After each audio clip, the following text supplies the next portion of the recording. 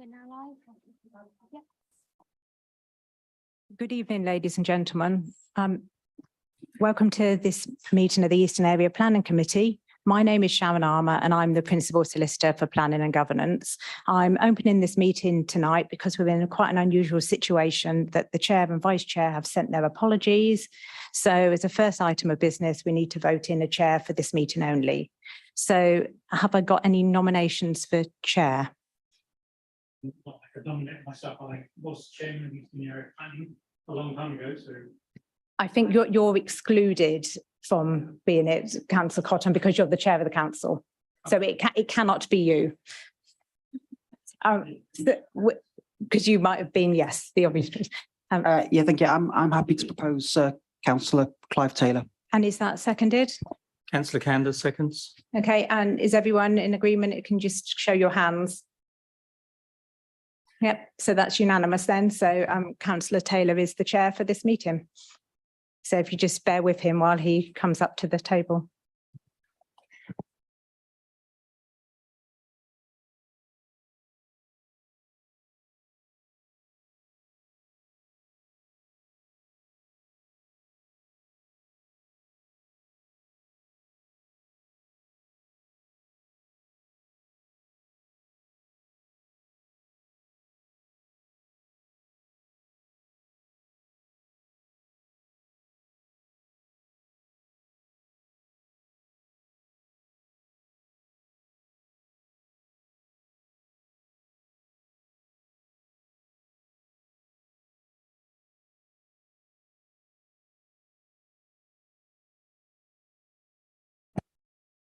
Okay, if I could just start by thanking councillors for electing me to chair this meeting this evening, and welcome to all the other members of the public and representing other bodies that are here this evening. I think I need to state who else is present at this meeting. In addition to myself, the other members of the committee present are Jeremy Cotton, Paul Kander, Jane Langford, Justin Pemberton and Vicky Poole. The following officers are also in attendance to advise and support the meeting. Lydia Mather, Development Control Team Leader, Michael Butler, Principal Planning Officer, Sharon Armour, Principal Lawyer for Planning and Governance, Paul Goddard, Highways Development Control Team Leader, Ben Ryan Clark and Lizzie Reeves, who's our Zoom host. Chairman, I'm sorry, we have two others that's not on the list. Okay. Which is Patrick Harron, who's presenting the last two items, and and Jodie from Environmental Health. Would you like me to come on to you happy to have those? Okay, no, that's fine. Did it? Yeah. Okay. Do you want to Sorry, there say are that, two Lydia? additional officers. There's Patrick Harron, Planning Officer, and Jodie Wilson, Environmental Health. Thank you, Chairman. Okay, thanks very much. Before we start proceedings, I would like to explain that tonight's meeting is being held both over Zoom and with councillors present in the council chamber. The meeting is being live streamed on YouTube, so members of the public are able to follow proceedings. Please can I ask everyone present in the chamber to make sure you switch off your microphones when invited to speak directly into them and to switch them off when finished.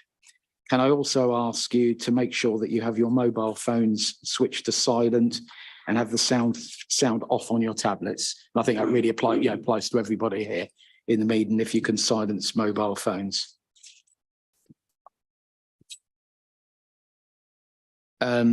Now I need to read a statement on evacuation procedures. If we hear the evacuation alarm this evening, we must leave the building immediately. Please proceed via the safe emergency exit route and please follow any instructions given by officers. The assembly point is the car park of the Dolphin Pub. If the lockdown alarm sounds, we will remain seated and await instructions from officers. We will adjourn the meeting until such time as it is safe to proceed. Do members have any questions about the way in which this meeting will be conducted before we proceed further? No, thank you. Now, can I ask the clerk if any apologies have been received for this meeting? Yes, Chairman. As already explained, we have apologies from the Chairman, Councillor Alan McCrow, Vice Chairman, Councillor Richard Somner. Additionally, we have apologies from Councillor Ross McKinnon, who has appointed Councillor Jane Langford as substitute, and we also have an apology from Jeff Mays. Okay, thanks very much. Now, can I, the next item on the agenda is the minutes. There are two sets of minutes that we need to accept as a true and correct record. Now, firstly, can I ask that we consider the minutes of the meeting held on the 26th of April 2023. Can they be accepted as a true and correct record? That is proposed. Do we have a seconder? Thank you. That's seconded. I think we need to take a vote on that. So all those in favour of that proposal to accept those minutes, please show. Are there any votes against? Any abstentions? Okay, thank you. That is carried. Oh, yes.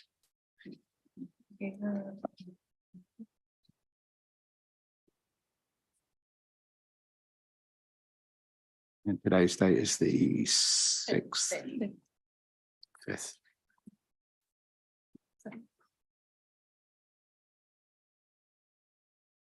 Okay, thank you.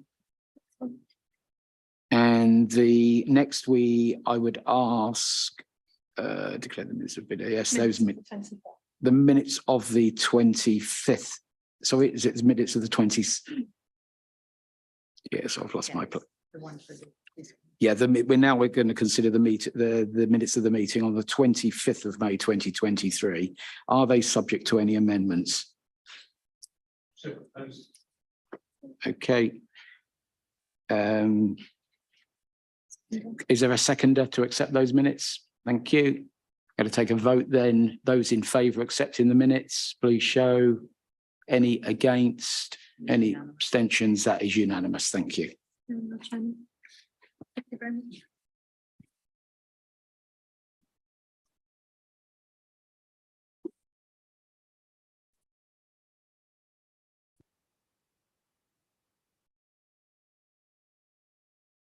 Great, thanks very much. The next item is declarations of interest. Are there any members who wish to make a declaration of interest? Vicky. Thank you, Chair. Upon coming in tonight and reading the pack, I am acquainted with Nigel Toon, who is speaking in support of the development at Beanham. We are work colleagues and attended the same networking group. Okay, thank you. Are there any other declarations of interest? I had one member of the public send an email about being an application, which I basically duly noted them and not duly. I think a number of members have been lobbied, haven't they, about the first two items? So shall we record, is that everyone? Yes. Sorry, Not and Councillor Langford. just a quick reminder to use the mic, Jeremy.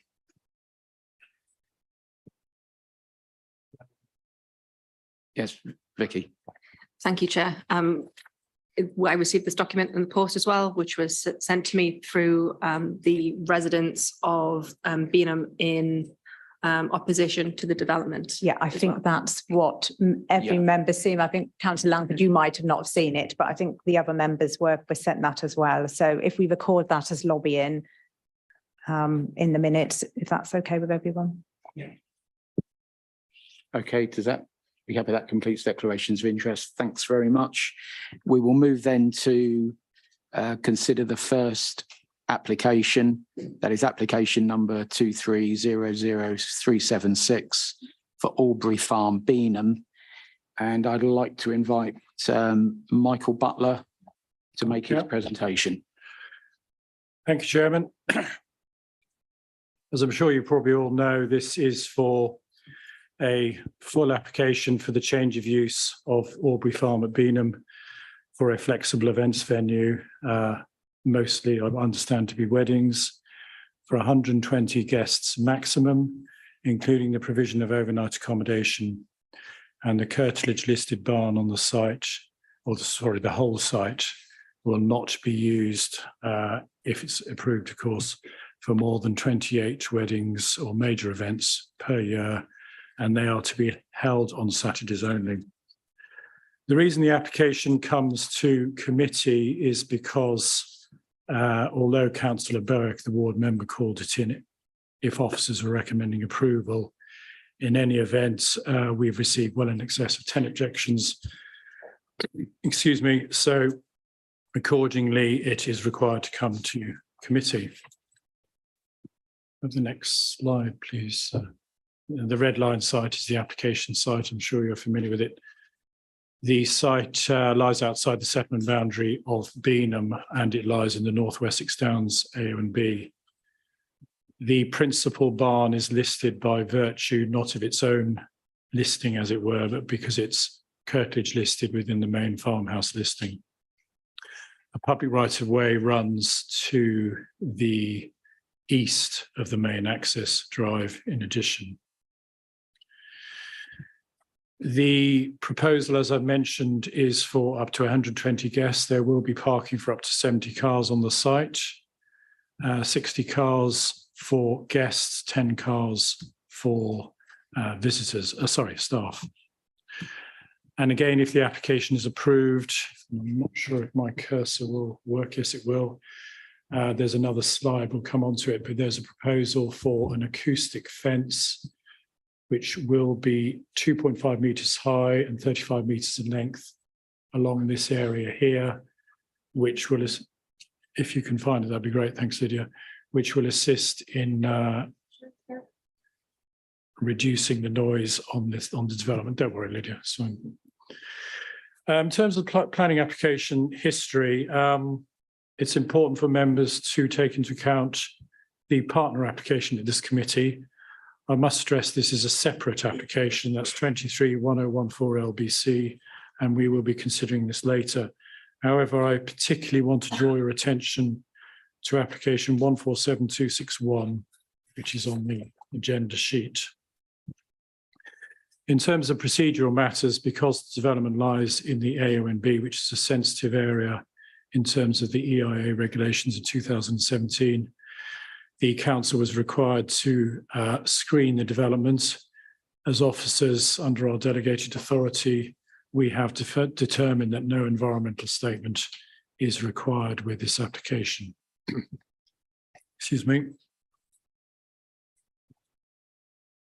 In terms of consultations, I'm sure you're all probably aware that both Beanham Parish Council and Bradfield Parish Council have strong objections to the development, and that's set out in summary on the agenda sheet, page 15. Highways, however, are recommending conditional permission. The Conservation Officer equally has no objections to the application, and the Council Environmental Health Officer, in terms of acoustic impact of the development, similarly has no objections to the application and is recommending conditional permission. Sorry. However, the North Wessex Downs AONB have a strenuous objection to the application, and again, that's summarised on the agenda sheet. All the others are, I'm not going to say they're less important, but they're set out on the report. I think it's quite right to highlight the Economic Development Officer of the Council, who is actively supporting the application.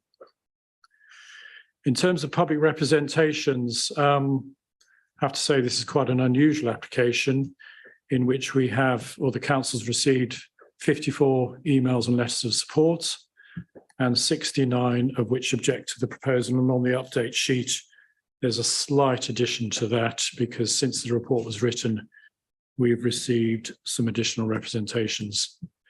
Full responses, of course, are available on the public website.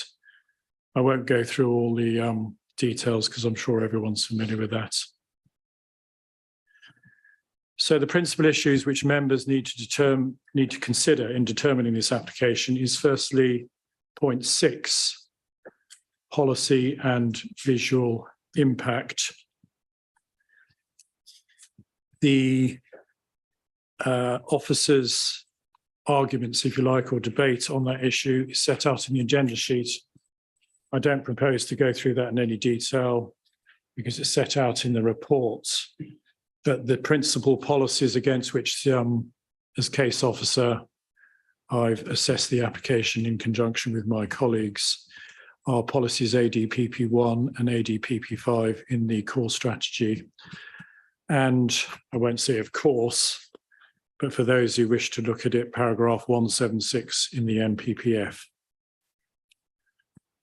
Suffice it to say that although there will be some impact, of course, from this development, given the fact that the impact, apart from the acoustic screening, will only occur about 8% of days of the year, we consider the impact is limited.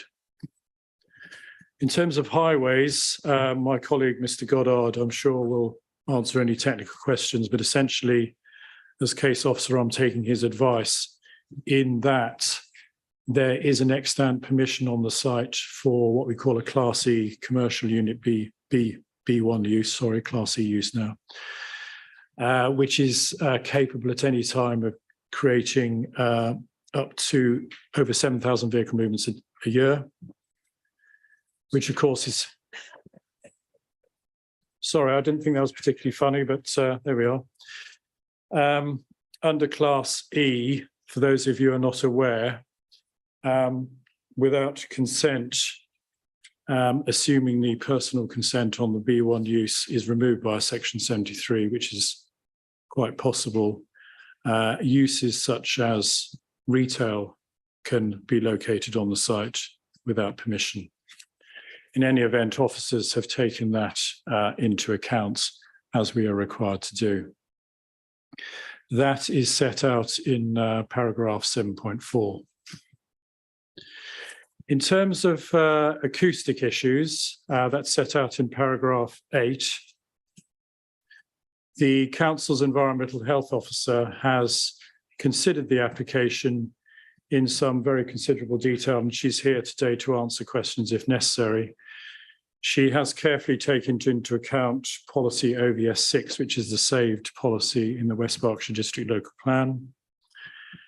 She has carefully examined the submitted acoustic report from the applicant. I believe she's visited the site at least twice, possibly 3 times, as I have. So we are familiar with the site. And for the reasons set out in section 8 of the report, if the application is approved with the conditions as stipulated in the agenda sheet, with the additional works of sound insulation to be inserted into the curtilage-assisted barn, which will have to be complied with before the use commences, she is satisfied that the acoustic impact arising from this development will be acceptable and will comply with the NPPF, NPPG advice and policy OVS 6.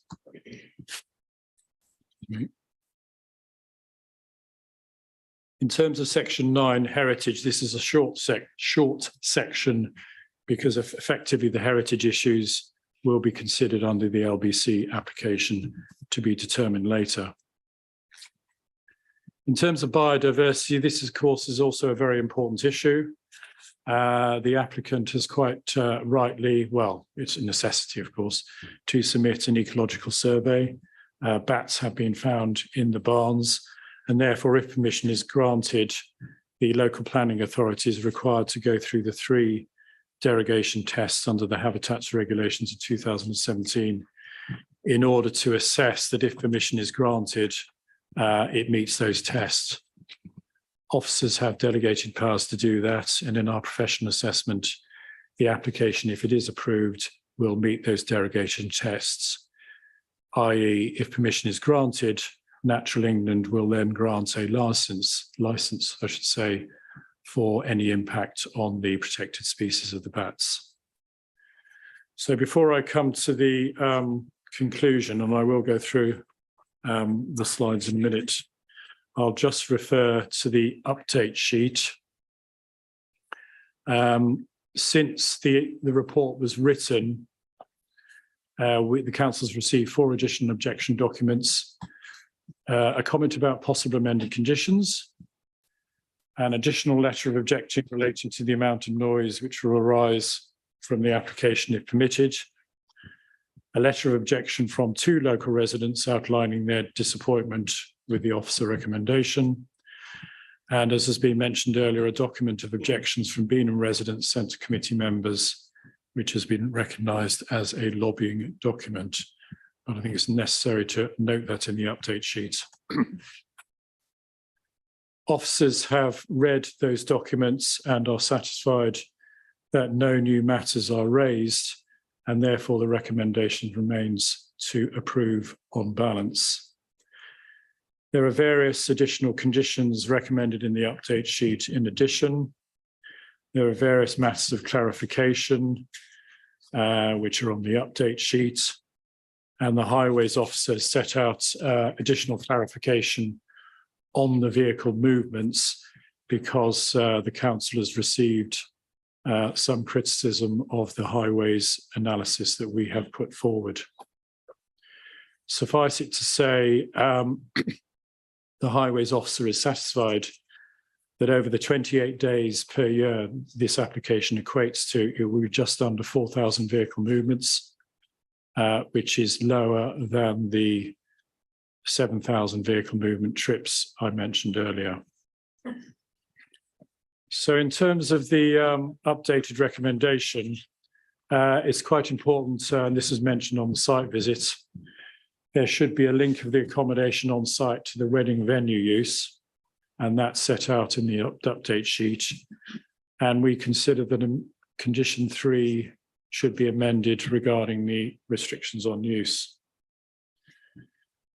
Can we just go through the slides, please, Lydia, and I'll just talk to them very quickly. I don't normally do such a long presentation, but obviously it's a very important application for the village. So this is the block plan. I'm sorry, it's slightly distorted, but the, I think the cursor's working. Can everyone see the cursor on these slides? No. Okay, well, the car parking area is to the west of the application site. The acoustic screening is at the access onto the highway. That's correct, thank you. The curtilage listed barn is immediately to the east of the modern barn, and the other buildings to be converted again to the east for the accommodation. That's correct, thank you, Lydia. Next slide, please.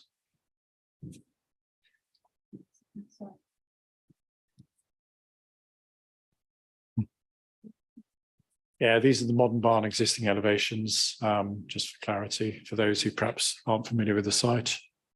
There are some photographs. Next one, please. These are the listed barn existing elevations. These are the listed barn proposed elevations, and there are some external alterations which have already occurred, but I'll speak to those in more detail under the LBC application. These are the workshop proposed elevations for the accommodation for the wedding guests, which are nearly all internal, some external elevational changes, but very minor. The modern barn will also be proposed to have some amended elevations in addition, because that will be ancillary uses to the main venue. This is more detail of the proposed acoustic fencing. If it's approved, it will propose to be landscaped in addition to reduce any potential visual impact which might arise. This is the listed barn proposed floor plan, so the ceremonial hall for the functions in the centre, with the existing bar to the south and the new doors to the east and west. So these are the photographs. I'm sure everyone will be very familiar with this. This is actually a photograph looking from the site out onto the highway. So the acoustic fence would be to the right and the left if it's approved. This is the modern barn to be converted. Listed barn from the south elevation. Modern barn from a separate elevation. The area of land proposed for the car park. The rear of the former, I say former, I should say extant B1, they're vacant, but they're extant B1 units to be converted. Proposed car parking area looking into the site. Again, it's fine, car parking area. An outbuilding to be converted to bridal suite, thank you. No, not that one. Oh, Apologies, yeah, but it's to be converted. The former B1 unit courtyard elevation to be converted to the wedding guest accommodation. And an internal, well, I say internal, from the courtyard elevation of the main listed barn. This is inside the barn at the moment, looking towards the bar and looking towards the other elevation. The new barn entrance from the west, which has been constructed. And again, one of the listed barn.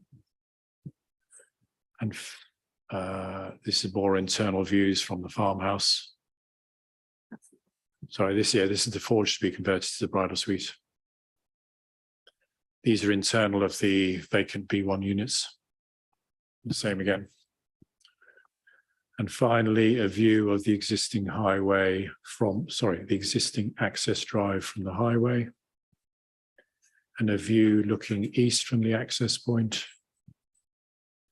And a view looking west from the access point. Thank you, Lydia.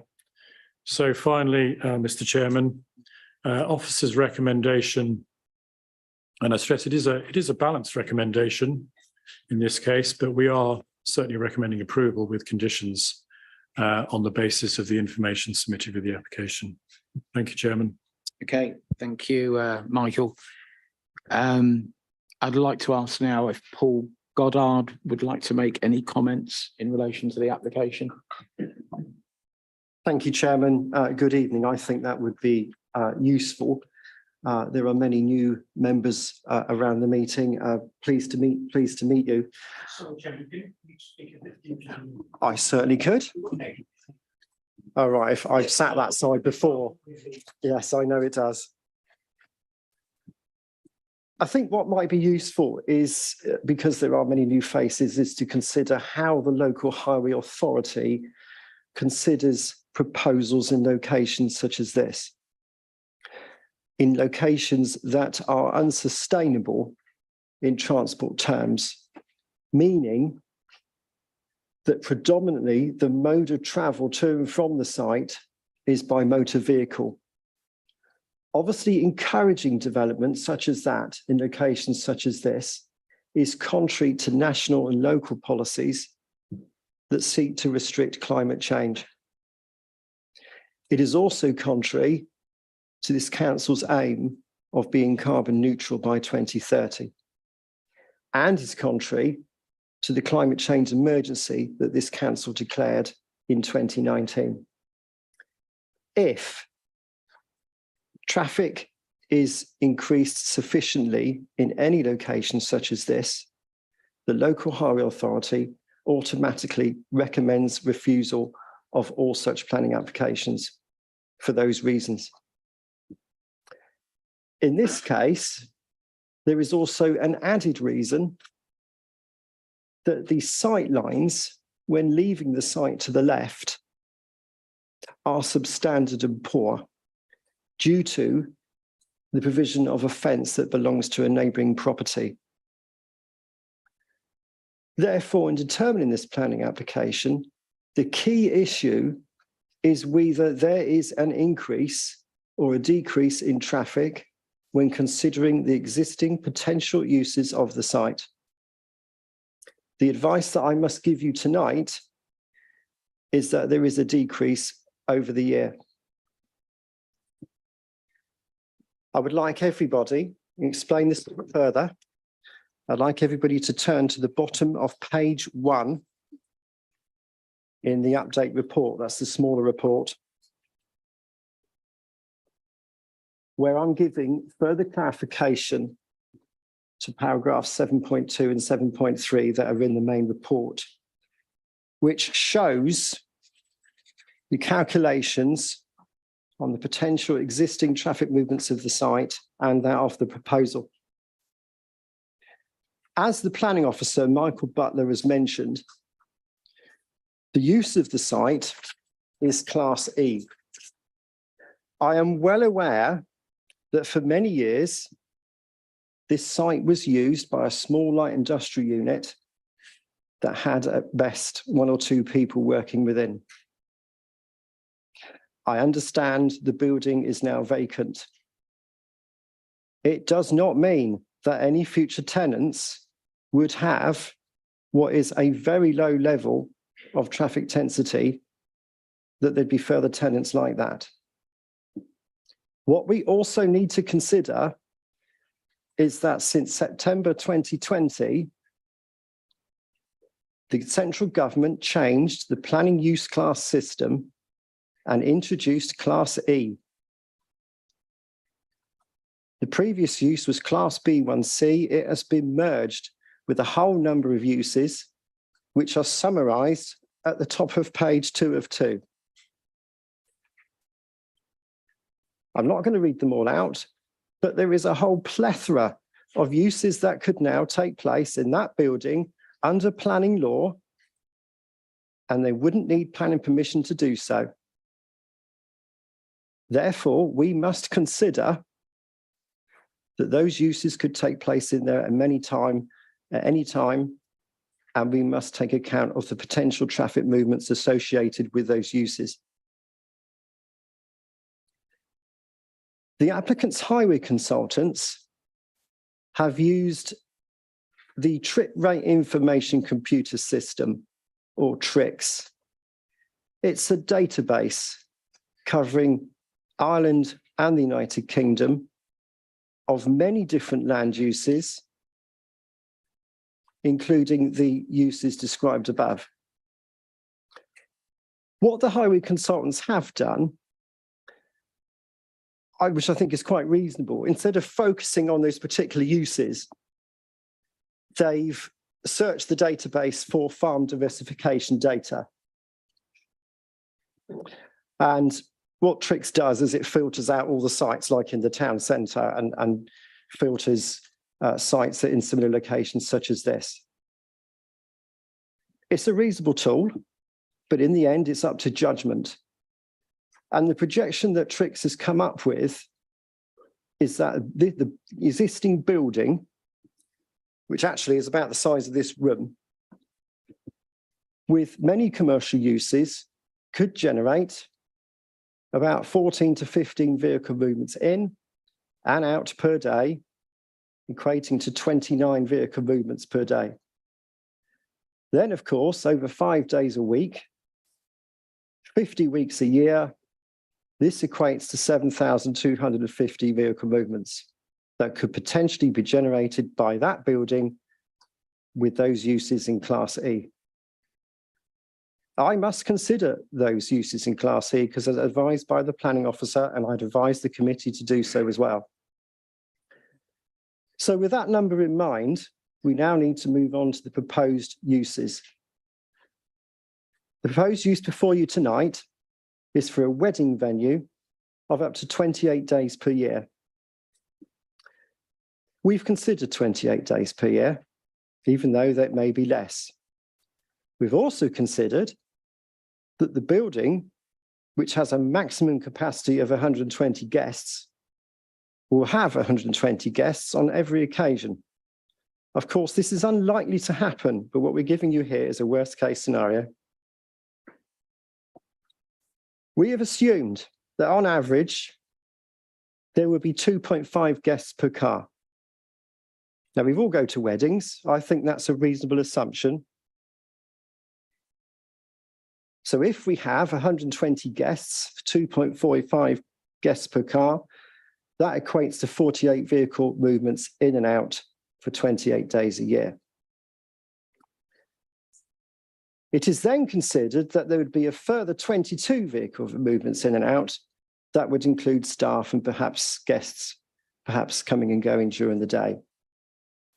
So this equates in total for 28 days a year, 70 vehicles in and 70 vehicles out, equating to 140 vehicle movements. So over 28 days, this would equate to 3,920 vehicle movements, which is a significant reduction from what the existing potential uses under Class E could potentially generate. There is some further issues that perhaps you could consider, and that is when weddings are held, there would be a higher level of intensity of traffic on that day than what would generally occur with any Class E use.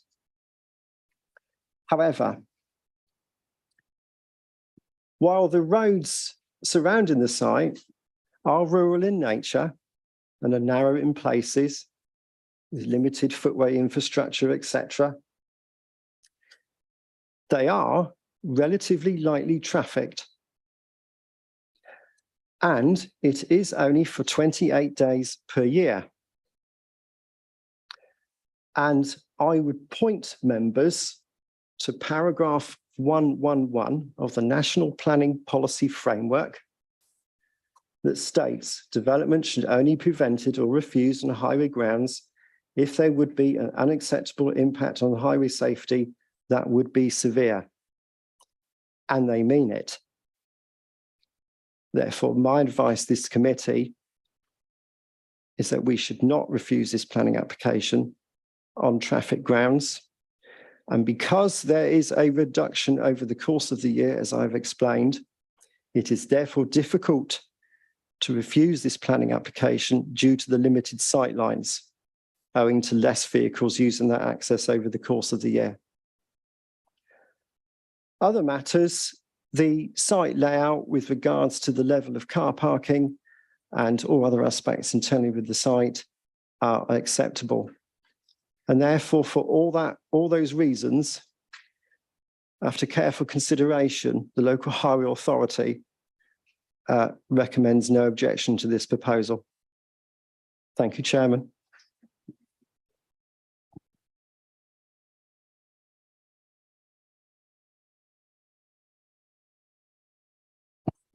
Yeah, thank you. Thank you, Paul. I was just going to say, just for the benefit of councillors, there will be the opportunity to put questions to council officers shortly, but we will take now other speakers who've requested that they wish to speak on this application.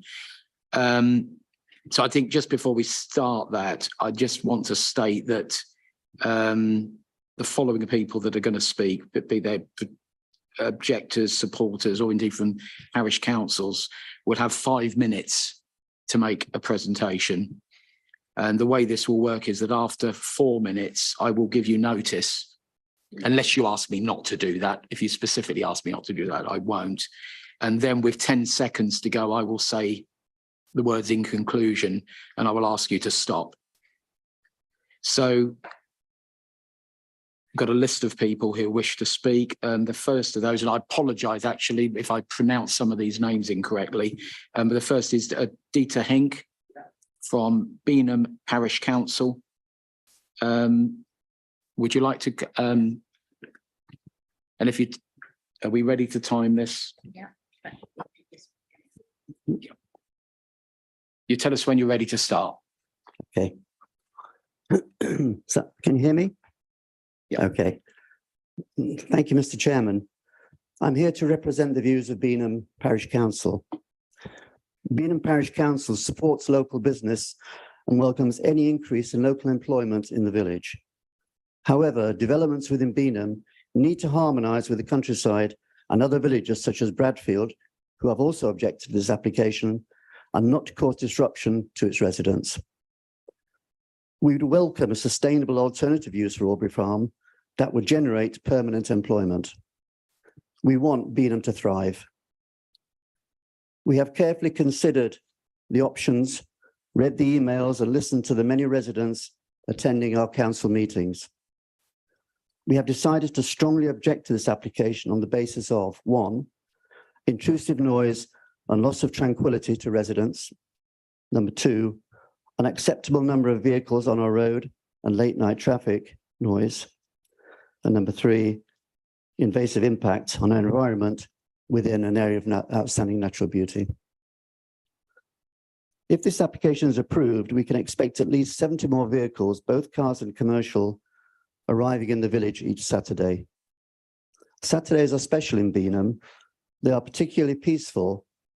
28 events means that there will be 3 Saturdays a month for 9 months that we'll be hosting an event. Beanham has one narrow village road with many pinch points causing one-way traffic. At weekends, this road is regularly used by horse riders, cyclists and walkers.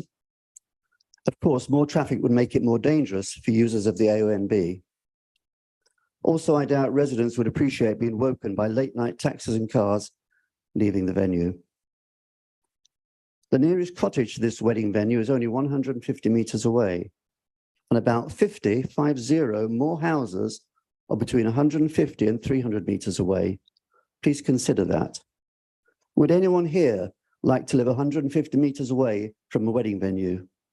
It's not fair and not acceptable. We believe that the noise of 120 happy guests and a live band will be very intrusive to those and many more residents, whatever the preventative measures may hope for. We all know how far sound travels in the countryside, especially during the evening and at night, when the ambient sound level is at its lowest. At previous weddings, music and voices were heard well over 300 meters away, as confirmed by residents. Many residents will have to give up sitting in the garden during a warm afternoon or evening, or getting to sleep early, or even opening their windows. The North Wessex Downs AONB is one of the UK's Category 5 protected landscapes, as defined by the International Union for the Conservation of Nature. Now, even though Mr. Goddard's given us an explanation, actually his report still states that this site is not sustainable. Also, the officer of the AONB has said this site is not sustainable. The definition of a Category 5 AONB reads, and I quote, "A type of protected area where conservation and sustainable development go hand in hand." So why is this non-sustainable venue even being considered in this Category 5 AONB? The planning officer of the AONB also wrote against the application, and I quote, "The AONB in which we live is particularly sensitive to developments that are visually prominent or noisy. These developments have the effect of altering the balance between the built and the natural environment, which would have a negative effect on the tranquility and the dark skies, both are which special qualities of the North Wessex Downs." End of quote. It is noteworthy how strongly and passionately the planning officer of the AONB has objected. You have 1 minute remaining. The planning officer of the AONB has objected to this application, listing very many breaches of planning laws as why it shouldn't go ahead. However, West Berkshire Council Planning has shown little evidence that her long, detailed rebuttal of the application has had much effect. The AONB planning officer cannot be that wrong. It's her role to protect the North Wessex Downs. So why don't we just let her do her job? Finally, this application concerns people and is not about the bride or the groom. It's about our residents' lifestyles, which will be irretrievably changed by adopting this application. We want Beanham to thrive, but with developments that suit our location in the OMB. We hope that you'll all decide that even with 10 seconds. Okay. We hope that you'll all decide that even with a hope for and wishful mitigation measures, the negative impacts for the village and AONB far outweigh any positives. Thank you. Thank you.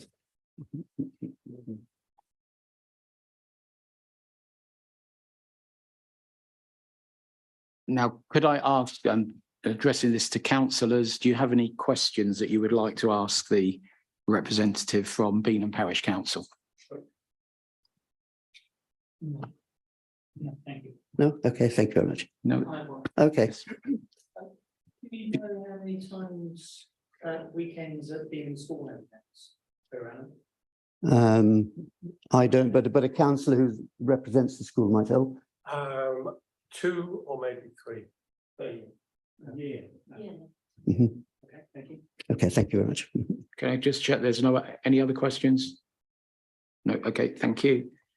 I'd like to invite Sarah Layton to speak. And again, the 5-minute rule will apply. Thank you. Can you, I don't need the minute. If you could just give me 10 seconds, that would be fine. Okay, so I live in Beanham and will summarise the main concerns of many villagers. Recent election promises made were to listen to local people, work with us in decisions that affect us and determine what our village needs, alongside protecting the environment, caring for the countryside to provide high quality jobs. This application does none of these things, with employment and economic projections being speculative, exaggerated, and should not be the main consideration. 138 contributors expressed their views, of which 61% objected. This includes Beanham and Bradfield Parish Councils alongside the officer of the AONB, and illustrates the depth of feeling against the proposals. Rather than promote community social cohesion, it does the exact opposite. 40% of supporters listed the Six Bells pub as their reason for support. As the planning officer has stated in an email, this is irrelevant to this application. Statements by the Economic Development Group claiming that the number of weddings has seen huge increases in recent years negates to mention that this is due to COVID. Their own numbers show a 25% reduction year on year between 21 and 22, thereby negating their claim that such a venue in Beanham is necessary to cope with demand. In fact, it will simply take away from those already in existence. The AONB planning officer objects to this and concludes, the AONB considers the intensification of use that would arise from an events venue would fail to conserve or enhance the natural beauty of the AONB, and therefore fails to comply with the AONB management plan, paras 8.174 and 176 of the NPPF, core strategy policies ADPP1, ADPPS, CS4 and CS14, and policies ENV 19, EF and G. This comprehensive list of non-compliance is further expanded by the West Berks Development Plan of 2020 to 37, which provides the strong sense of remoteness, tranquility and dark night skies should be preserved. The conservation enhancement of the natural beauty of the landscape will be the primary consideration in the assessment of all development proposals. What is the point of such legal protections if they are to be ignored? On this point alone, you should be rejecting it. There are 40 homes adjoining the site, and events will be held on Saturdays when we rightly wish to relax in gardens, have our windows open without disruption. Policy OVS 0.6 of the West Berks plan states, the background noise levels of resident areas of the countryside are often low. The introduction of noisy activities into such areas can therefore be especially disruptive.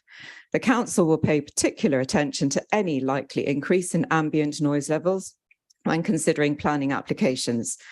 The submitted assessment omitted any measurement of current ambient noise levels, but noted that an increase of just 5 decibels over this would be acceptable. Importantly, the only target noise level is taken from a previously withdrawn assessment, which suggested 35 decibels. This is commonly described as that of a quiet library. Even with mitigations, it is hard to believe that a party of 120 revellers with loud music playing can achieve such a level. Would you like to live close to that? It is revealing that the assessment also pointedly admits that residents will have significant respite from noise during the week and on Sundays, so we would need it then. The transport statement contains inaccuracies. There will be a 45% increase over current Saturday traffic flow through the village on what is one of our quietest days. After 8 p.m, this would be a 3-fold increase. The village road is narrow, dark with sharp blind bends and 2 single-track pinch points at each end.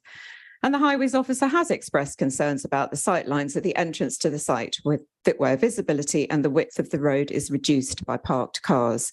There was no physical survey of the actual traffic movements conducted into and out of the farm. Instead, reliance on a tricks projection using sites bearing no resemblance at all to Aubrey Farm grossly overstates movements. Our calculations show about 3,100 per annum, not 7,250 Mr. Butler says the 2 one-man bands were capable of generating. They didn't. This application is for 28 Saturdays in the year. This is over 50% of our weekends. There are significant errors and inconsistencies throughout. The planning officer, for example, states somewhere that it is for 140 people and elsewhere it's 120. So which is it? Another concern if you grant this application is that the site could be used for future as yet unidentified alternative uses and remains with the site regardless of ownership. This should not become an entertainment venue in an entirely unsuitable village. You have 10 seconds. You should be protecting and preserving the special qualities of the AONB and safeguard the rural quality of life enjoyed by all of us. Thank you. Thank you.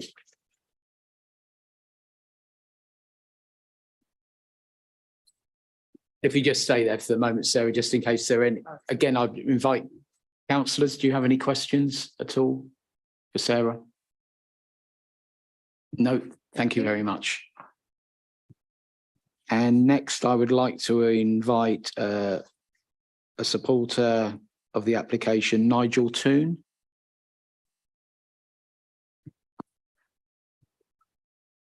And again, would you like me to remind you with a minute to go? Yes. Okay. Is that on? Excellent. My name's Nigel Toon. I've lived in Beanham since 1994. Our two daughters were born and raised here and attended Beanham Primary and then on to Thiel Green School, where I've been a governor for about 10 of the last 12 years. Our house backs directly onto Aubrey Farms land.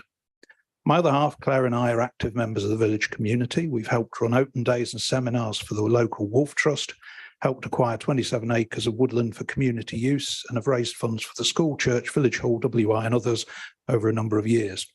For the record, I have no financial interest in either this application or in the Six Bells other than as a customer of the pub. It is perhaps worth mentioning that I was a prospective purchaser of the Six Bells when it was put up for sale by the previous owners in very early 2020. I looked at the economics of the pub and the condition of the building and subsequently withdrew interest. Anyone proposing this kind of investment within a village community will attract opposition. I've read letters from those opposing to understand their concerns and have spoken personally with some to better understand their fears. Three key themes emerge. There was a lot of resistance to the application when it was first tabled. There was fears that the venue might not just be used for weddings, but also concerts, festivals, and similar events at the farm. Much of this fed the initial opposition to the application. Responding to the feedback from local people and working with West Parks officials, the applicant has subsequently made significant changes, reduced the number of events by more than 75%, reduced the maximum number of attendees, and proposed significant noise mitigation plans versus previous events held in the barn. There was, and for many opposing the application still is, a lack of understanding of the changes the applicant has made to the proposals as they've developed. My support for the application reflects what I believe is in the best interests of the village overall. Looking at those who have written to support this application, of the 60 named supporters, I know 37 of them as living in the village. 5 have strong personal links with the village and 8 tradespeople who attest to the applicant's use of local businesses. It's simply not true to say, quote, objectors strongly outweigh supporters, 62 named objectors versus 60 named supporters, or, quote, the majority of supporters don't actually live in the village. So why am I supporting the application? First, employment and economics. Granting change of use will create full-time jobs, marketing the venue and so on, and on event days, part-time staff to look after guests. Whilst some dismiss hospitality jobs, the truth is many of the older teenagers in the village have found employment under the new owners of the pub to be a worthwhile and rewarding experience, paying well and building skills and confidence. This applies to part-time work at the wedding venue. The applicant has demonstrated a preference to use local supplies during the renovation of the Six Bells pubs and works in and around the farm. This is all to the benefit of the local economy. I also strongly believe that the change of use will improve the viability of the Six Bells. Having looked at the economics of the pub pre-COVID and recognising that many still hesitate to socialise as they used to, the benefits to the economics of the pub in terms of sharing a pool of employees, increased use of letting rooms above the pub at weekends and so on, will be a significant support whilst prospective pub goers rediscover their appetite for going out. I'd like to turn to noise and traffic. Beanham has roads of varying width and with some tight turns. I see those as natural traffic calming measures. Today we have a school bus twice a day, tractors, delivery vehicles, as well as cars, horses, dog walkers, cyclists and pedestrians. Drivers are patient and moderate their speeds. Given events would be limited to a maximum of 28 a year and a maximum of 120 people, some would arrive on the Friday evening. The rest would probably arrive within an hour of each other on Saturday and would depart gradually over You the have course 1 of the minute. evening. Thank you. For those staying over, departures on a Sunday. Even on event days, I don't see traffic as a major problem. In terms of noise, the significant investment proposed in insulating the barn, along with restrictions on gatherings in the courtyard, restrictions on amplified music levels over the course of the evening, the impact on near neighbours described as, quote, similar to neighbours using their garden, unquote, shouldn't be a significant problem to anyone. I also take comfort in the fact the applicant lives next to the barn, plans to be present at events and will not hand the venue over to a third party. In closing, in 2007, there was strong opposition to a plan to build low-cost housing in Beenham. Despite the strength of the opposition, permission was granted and the houses were built.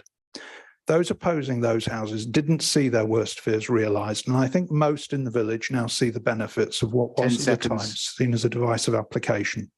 Whilst there's a difference of opinion between those supporting and those opposing this application, there's nothing that in time won't heal. Thank you. Okay, thank you.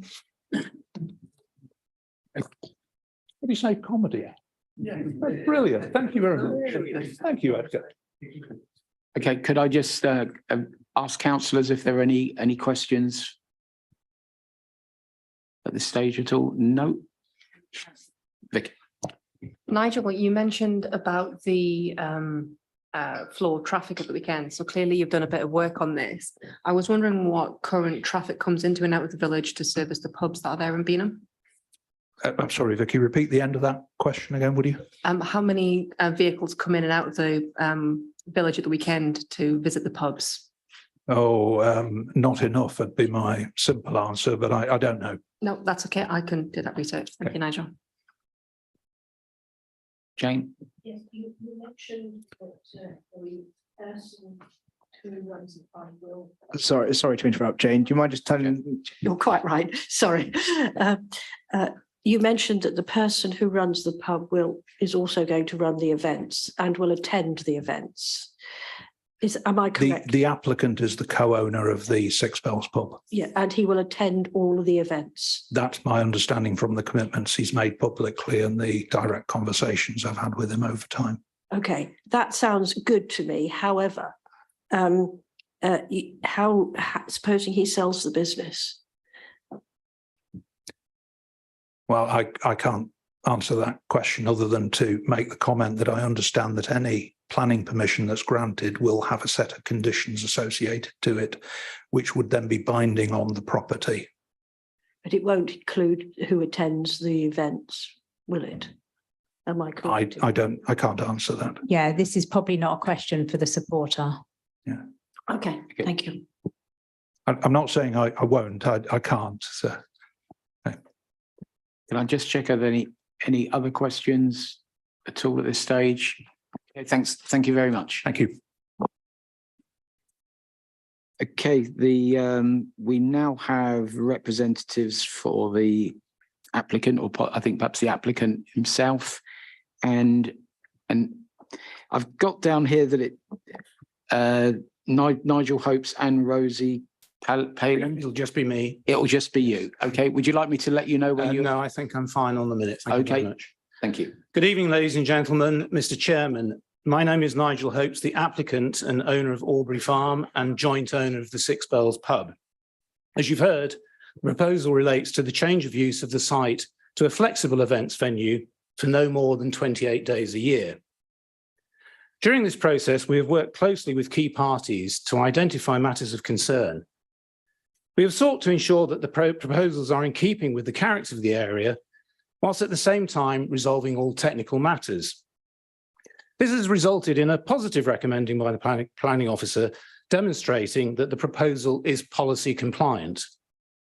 Our proposals involve no new construction other than a porch and car parking. All other works comprise internal conversion of existing structures. Our planning journey started a year ago. As recommended, we submitted a pre-application request, and it was confirmed last August that the principle of development is acceptable. Initially, we submitted an application which involved more events at the site. Following input from the community and an open meeting in the barn attended by over 70 people, we listened to concerns and made significant changes. This has resulted in the current proposal of just 28 events per annum, a maximum number of 120 guests on site, music stopped at 11 p.m. and site clearance by 11:45 p.m. This has been found acceptable by the planning officer and as such is recommended for approval. I understand concerns have been raised regarding the traffic generation of the proposal. The highway officer has confirmed that traffic flows will be 46% lower compared to those capable of being generated by the engineering units. Consequently, there is no objection to the application in this regard. To address noise concerns, we have introduced numerous mitigation proposals. These include extensive sound insulation to the walls and roof of the barn, together with air conditioning and ventilation. The environmental health officer has found this acceptable and again has no objection. Our landscaping plan has been designed principally to screen parked cars and headlight disturbance. It involves planting over 300 new indigenous plants and trees. This, together with our rewilding programme in partnership with the Countryside Stewardship Scheme, will significantly enhance biodiversity. A key aspect of this application are the benefits that it will bring to the rural economy. The importance of supporting the rural economy is highlighted in local and national planning policy, as well as the North Wessex Downs AONB management plan. The economic development team has offered their support to the application on the grounds that it brings forth a strong case for rural diversification and economic growth. The conversion project will provide considerable work for local trades. Once operational, the venue will create the equivalent of at least 6 full-time jobs and provide opportunities for over 20 local businesses such as beauty, hairdressing, florists, entertainers, catering suppliers, photography, and local B&B facilities. The Six Bells will have a catering contract and benefit from additional trade pre and post events. This results in a sustainable operating model, as there will be no additional deliveries of catering supplies, just higher volumes to those currently made to the pub. The new venue will be transformational for the pub, securing its future, that of its employees, and ensuring the retention of a key community asset for the village. The benefits to the rural economy can therefore not be understated, although the objection from the AONB officer has dismissed them. Nevertheless, the planning officer has found the application acceptable in environmental, social, and economic terms. Myself and my wife Una live on site. We will be closely involved and present at all events and have control over all bookings. We are seeking not only to conserve the AONB, but also to enhance it through the benefits that this application can bring. Whilst there have been a number of objections to the application, including from Beanham Parish Council and Bradford Parish Council, there is also significant local support. We don't believe that the comments from the parish councils truly reflect the views of the whole community that they should represent. As previously mentioned, despite the number of comments made, the planning officer has, following detailed policy analysis, found the proposals acceptable. In summary, the proposed development seeks to make efficient use of existing buildings whilst protecting and enhancing the AONB and supporting the local rural economy of Beanham. I would like to thank you all for listening. It is respectfully requested your officer's recommendation be supported today. Many thanks. Thank you. Again, could I invite councillors who have questions? Yes, thank you, Chairman. You mentioned the air conditioning. This is on all buildings because one of the big concerns is if a lot of heat is generated by 120 bodies, and there is an insistence that the windows be closed at 10. How can you prevent them remaining open? Can you assure what level of air conditioning you would expect to provide to keep the venue at a comfortable temperature? Okay, the air conditioning, we've been working with a consultant called Protocol, again, which is a local business in Reading. It's the most local that we could find that specialises in air conditioning. The air conditioning proposal is a professional. This is for the barn. It's not for. We're not planning on putting air conditioning in every element of the site, i.e. the accommodation rooms. But for the barn, we recognise that if we are going to shut the doors, we have to have a comfortable environment inside. So it's a combination of professional industrial scale air conditioning that is all spec'd for the size of the barn. There's a very detailed survey that's been done working on the square meterage, the volume of the barn, and also linked to the air conditioning, you have to have a ventilation system to ensure appropriate air circulation. The advice, and I'm sure we've all experienced going to venues that are enclosed with proper professional ventilation and air conditioning systems, that you can create a pleasant environment whereby you can keep the doors closed. Thank you. Second question, if I may. The sound generated by the event, I notice you mentioned woofers and things, but how can it be prevented that, for example, somebody bypass the sound restricting system? Okay, well, as I said, both myself and Una will be, we are going to be running the booking process. It'll be made very, very clear to any of our prospective clients that they have to comply with our terms and conditions. One of those will be that if they want to use entertainers, and we will actually be providing a list of recommended entertainers that we've worked with, they will have to comply with a requirement, which is they have to link into our in-house professional PA system. That in-house professional PA system will be controlled by again, a professional noise limiting machine, and they won't be able to bypass it. And the way these machines work is that actually the entertainer can see a series of lights and they flash from green to red. And if they start flashing red too much, they know that they could be shut off. And speaking to many entertainers that are used to using these systems, they're comfortable with using them, and they don't try and bypass them, and they can't because they're using our in-house system, which is linked to the monitoring device. And the reason that they don't want to be switching off is, one, it's terribly embarrassing for the party that they're running, and two, are they going to get another booking? No, they're not going to get another booking. So speaking to professional entertainers, they are very, very comfortable. It's very common these days, and it's a part of the way that they have to work. Okay, thank you, Chairman. Are there any other questions? Yeah, thank you. You've obviously put quite a lot of thought into acoustics and ventilation within the barn area itself, and that's great. But I can see the obvious responses to that in that this is a wedding. Lots of people are congregated closely together, celebrating, moving in and out of the barn, drinking, chatting, getting fresh air. I understand that doors and windows are going to be closed, and that is the intention.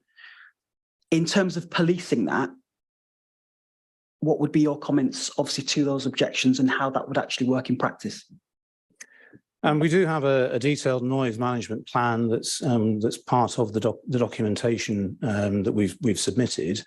We will be, again, the starting point will be our terms and conditions, and the bride and groom will be aware of the restrictions that we are working with, and we will be working with them to identify one of their party who is the first point of call. To say, there are people that are not acting in the way that they need to. We will have security on site, and we will rely on security in the event that there's a problem. I mean, a number of people have said, what about people smoking? Yes, we will have an area which is restricted. We've also got provision for a breakout room. So in the event that some people are saying, this is too noisy, we'd like to go outside. No, you don't go outside. You go into our breakout room. So there are facilities, other indoor facilities that can be utilised in addition to the main function room. Jane, yes, please go ahead. Yes, thank you. A lot of what you've said about the points of managing the system or the event venue relies on you owning it and policing it. What are you going to own it forever in perpetuity? Sadly not. Are you? I quite understand that, but you may well want to sell all or part of your business, and then that policing function that you and your wife will carry out, I'm sure, will pass to somebody who might not be as conscientious as you. The head chef, the reason that we bought the Six Bells 3 years ago was to provide employment for my son-in-law, who's the head chef at the Six Bells. Both he and indeed other members of the family are very interested in the wedding business. My hope and Una's hope would be that this becomes a long-term family business. No, I'm not going to be around long-term, but that's the hope. And I will be in my will. There are certain provisions in my will regarding, what's going to happen to the farm, and they are designed to see longevity of this asset. We see myself and Una, see ourselves as the custodians of Aubrey Farm, and we are not about to sell it to, any Tom, Dick or Harry. As I say, we are hoping it's going to be a long-term venture for family members. In addition to that, as Nigel too mentioned, I don't think Aubrey Farm is going to be a very attractive asset to anybody other than myself and our family members when you look at the conditions that we're going to be operating under. And if we did try to sell it, anybody else coming in has got to comply with all of those conditions. It makes no difference whether it's me or another person. They are very, very comprehensive conditions that are going to tie up any future owner. And frankly, I would say, it's not an interesting commercial prospect with only 28 days a year and with this level of compliance. Thank you. Yes, Vicky, please go ahead. I'm curious to understand what your definition of major events is, please. Yeah, again, we've sort of in a way shot ourselves in the foot. It's a wedding venue. We are not going to say we're going to do 20 weddings and 8 major concert events. Historically, and actually I mentioned this in the next presentation. I mean, the barn has been used regularly since it was renovated in 2006 for all sorts of events, and we're thinking about similar things. So the alternatives to weddings are 30th birthday parties, 40th birthday parties, 70th birthday parties, music concerts, but not heavy metal bands. That's not us. And I do reiterate the point. Una and I live next door to the barn. The first people that are going to be saying this is not acceptable are ourselves. We will police this very, very closely. But to reassure you, there are no other fancy things that fall within the definition of major events. It's just to try and have flexibility. I mean, ideally, and almost certainly in the first year, because we won't get wedding bookings because weddings are booked up normally 2 years in advance. So for the first year, we'll have 28 events, and almost certainly we'll be saying to the village, would people like to have a 50th birthday party? Would they like to come and have a barn dance? Would they like to have a large karaoke evening? Those are the sorts of things that we're thinking of. And those would all, sorry, may I? And would those all fall into the 28 days? Oh yes, any event. It is clear from the conditions that we are going to be able to hold 28 events. It doesn't matter whether one event is for 50 people and another one's for the full capacity of 120. Each one will be classed as a single event and will knock off on the total. May I? They're all kind of linked. No, Apologies. go ahead. Thank you, Chair, for being patient. As a young mum, I kind of appreciate that kids' birthday parties generally tend to happen during the day, and adult parties generally tend to happen at night. So on your 28 days, is that 28 days and 28 events, or is that 28 days that you may hold events, i.e. potentially 2 children's parties in the morning, an event, and then a wedding in the afternoon, combinating in several events? There's a time limit on the event, so we can't do anything before 12 o'clock 12 noon. So that rules out a morning children's party. Actually, the Six Bells is an ideal place for a children's party. There's plenty of room in our function room for the typical 15 to 25 children running around. It's not conceivable to have, and I don't think we would be allowed anyway, but we hadn't even thought of the prospect of having one event from 12 till 5 and a different one from 5 till 11. Michael, might have a comment on that. It's not something I'd thought about, and it's not in our plans. Thank you. Yeah, go ahead.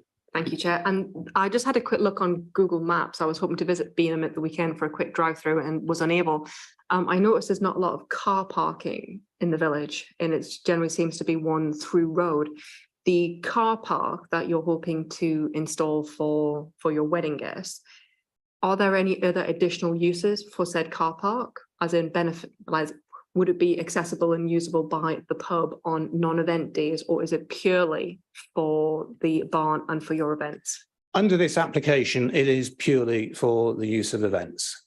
We have been asked, we are regularly asked, can we use Aubrey Farm for parking cars when we have things like Band on the Wreck, the summer fete that happens on the Wreck, and of course the answer is of course you can.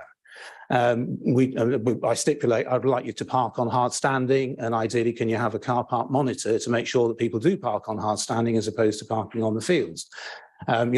In due course, if we were, if the resident said, and if the council said yes, you can use that car parking facility for the benefit of the wider community, we would be very open to making it available to the wider community. But at the moment, it is restricted to the events.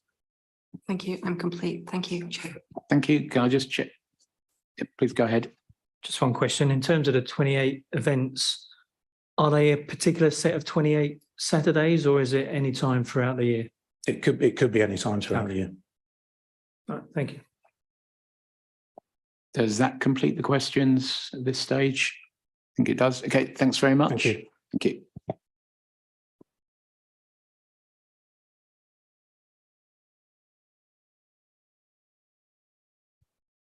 He's on Zoom. He's waiting to come in. Yeah, Dominic Burke has Dominic he's Burke. been invited into the Zoom.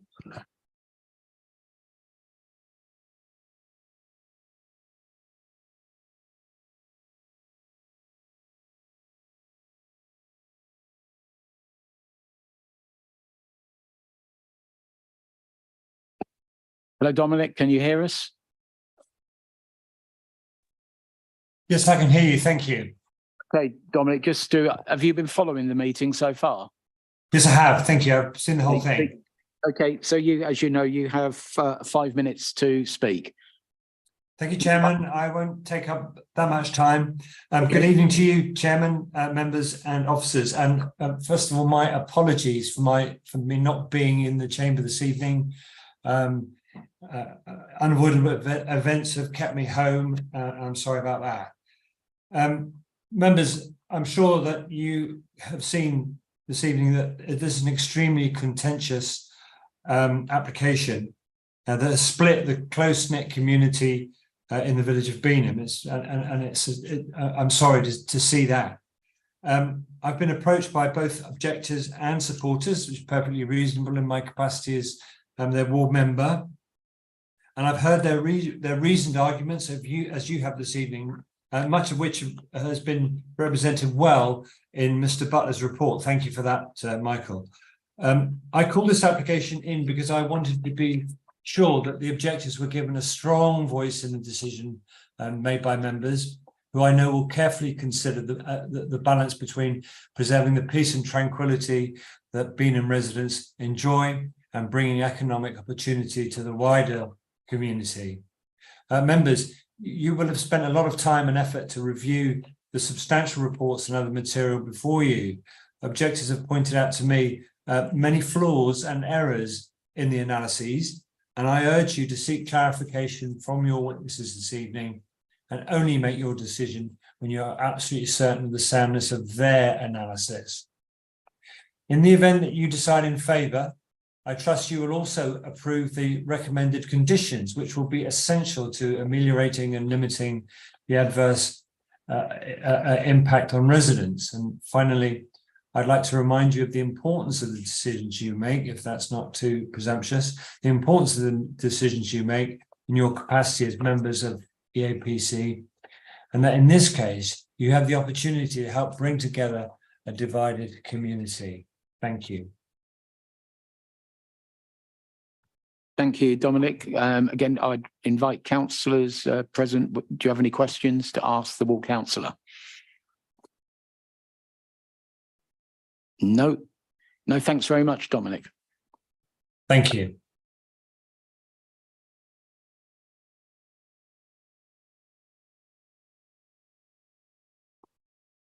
Sorry to interrupt, Chairman. Can you still use your mic? Sorry, I switched it off by accident, thinking I was switching it on. Yeah, we've now completed all the presentations from supporters, objectors, ward councillors, and the applicant, and so on. But the next item is to ask members of the committee whether you have any questions of clarification for the council's officers, and perhaps thinking back particularly to Michael and Paul's comments earlier. Yes.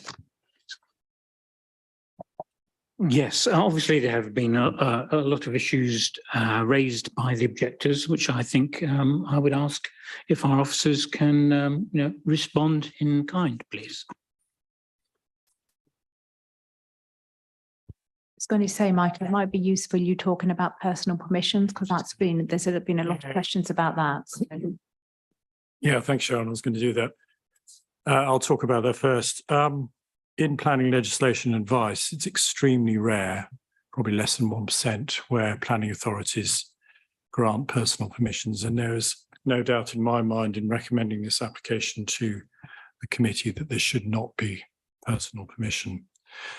So whilst if permission is granted tonight, the legitimacy, if I can put it that way, of the applicant wouldn't criticise in any way or any form. And what he says, I'm sure, perhaps in my mind, that if permission is granted, he would carry on running the business. What the members need to bear in mind, because it's not personal permission, and I have seen this happen in my nearly 40-year planning career, whatever applicants say, they can sell the land with the permission. And that may happen, circumstances change, whatever. But two things are opposite. One is that the conditions placed on the land will definitely stay there. So any new owner must comply with those conditions. And if he or she doesn't, we have a range of legislative powers to control that. So that's the first thing. The other point was, and I'll make this clear about the link with the pub, there is no link with the pub. And I explored this through the process of the planning application. It is purely perhaps coincidental or fortuitous that the current owner of Aubrey Farm happens to have a financial interest in the pub. That could change tomorrow, that could change next week, or indeed any new owner may have no link whatsoever. What is, however, important is if the application is approved, there will undoubtedly be some I'm not going to say considerable, but there will be economic benefits to Beenham Village. And flowing from that, from my experience, I would expect the future viability of the pub to be assisted by a more economically buoyant village. But I put it no stronger than that. There is certainly no possibility whatsoever that you could ever attach, for example, a Section 106 agreement to this permission to the running of the public house. That would be completely ultra vires. And finally, I was a bit concerned about, and this isn't meant to be personal in any way, but it's just clarification about the objectors saying planning officers in their recommendation have ignored the advice of the AONB. We certainly haven't ignored the advice of the AONB. The AONB is one consultee. They are a very important consultee. However, in the balance of the recommendation, we take their views into account, but we are certainly not obliged as officers to accept their views because they are looking at this application from one aspect only, similar to highways looking at to one aspect as with acoustics. As the case officer, I'm obliged professionally to balance those competing objections and levels of support and arrive at a recommendation. That's what I've done. Thank you. Okay, thank you, Michael. Paul, is there sorry, are there any, let me ask first, are there other questions from councillors? Yes. Just a quick question, some clarification.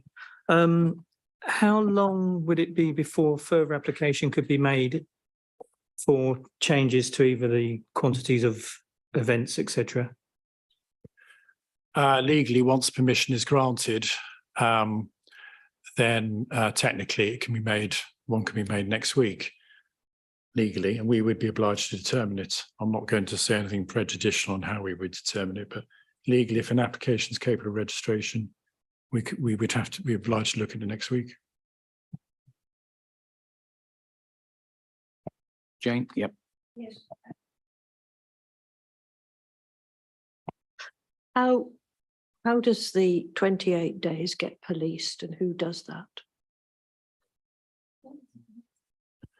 Well, we now have 3 enforcement officers, and clearly, I'm fairly sure, given the interest in the application tonight, that if there was any events above 28 days, we'd be informed straight away. That would be a clear breach of condition, and we would ask our enforcement officers to visit the site forthwith. Thank you. Vicky. Thank you, Chair. I have 2 questions. I'll take one and then pass it back to the floor. When was the Class C licence granted for the property and dwelling? I don't quite understand the question, I'm I afraid. forget who mentioned it. There was a speaker earlier who noted that there was a Class E Echo licence on the property presently, which meant that it could be used for creches, restaurants and pubs. When was that granted? Well, the original B1C use was granted in 1995. As Mr. Goddard said, I don't know the exact date, I think it was 2020, when the use classes order, Town and Country Planning Use Classes Order, amended the legislation such that the use classes within Class E now flow from Class B1C. So they're immediately incorporated into it, if you see what I mean. I haven't explained that very well. But, do you want me to have a go? Yeah, that'd be better. As a non-planner, maybe I'll muck it up. So if you've got uses within a class, you can move between those uses without the need to get planning permission. And so there was a set of use classes that was changed by legislation. So it's nothing actively the council's done. The legislation changed to change the use classes, and the use at Aubrey Farms now been put into a different group. And those uses are the uses that it can move between without needing planning permission. Lovely, thank you. Is that, thank you as my non-planner? Vicky, I think you had a second question. I do, yes. So obviously the event days, so following on from Jane's excellent question, thank you, Councillor Langford. The event site is for 28 major events. What about family events? Is that 28 events plus 50th birthday party? My conclusion on the conditions, as Miss and the applicant has interpreted it correctly, if there's an event on a Saturday for say 30 people, that still is an event. Any event by the condition can be no more than 120 plus staff. So if there's an event for say 10 people, that will use up one of the days. Is that what your question? Yes, it does, Michael. Yeah. Thank you. I'm just mindful of the inclusion of non-revenue generating events such as personal and family gatherings. Because at present, I mean, from my notes that I've taken tonight, the barn was renovated in 2006 and has been used for events since then, which I'm assuming is from personal or some linked family event, possibly paid.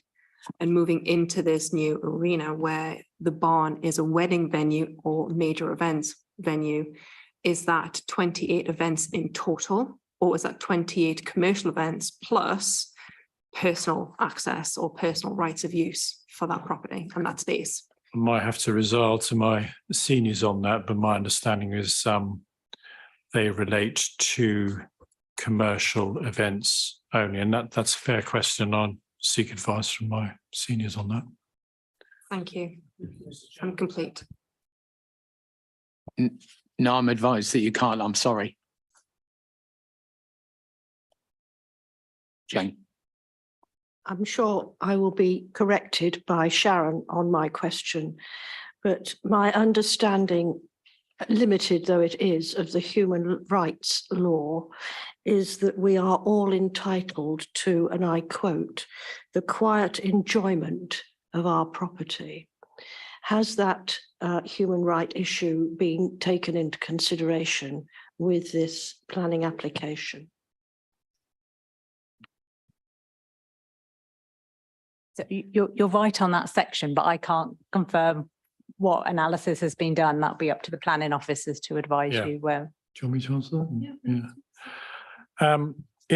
Yeah. That has been taken into account in the reports. As the case officer, in conjunction with my seniors, we don't resolve from the fact that if members do approve the application tonight, there will necessarily be a degree of impact, because from any development you could say there's a degree of impact. It's whether that impact in the balance is so harmful as to merit refusal. And I'll just make one general point, which may or may not be helpful. Well, I hope it will be helpful. I have to phrase this very carefully, but in the back of one's mind, if one recommends refusal, any refusal can be appealed. And officers need to be sure that they can defend that reason for refusal and appeal. The reason, and this may sound strange putting it this way, but one of the reasons, well, not the reason, recommending approval is that we would not as officers have good reasons to refuse this application and substantiate those reasons at appeal, because the impact on amenity through noise is not sufficiently harmful. The impact through the highways is not sufficiently harmful. The impact on the A and B is not sufficiently harmful. And I would say this, wouldn't I? But my view is, professionally speaking, that if the application is refused, and if it was appealed, an inspector would be obliged to take all those considerations into account.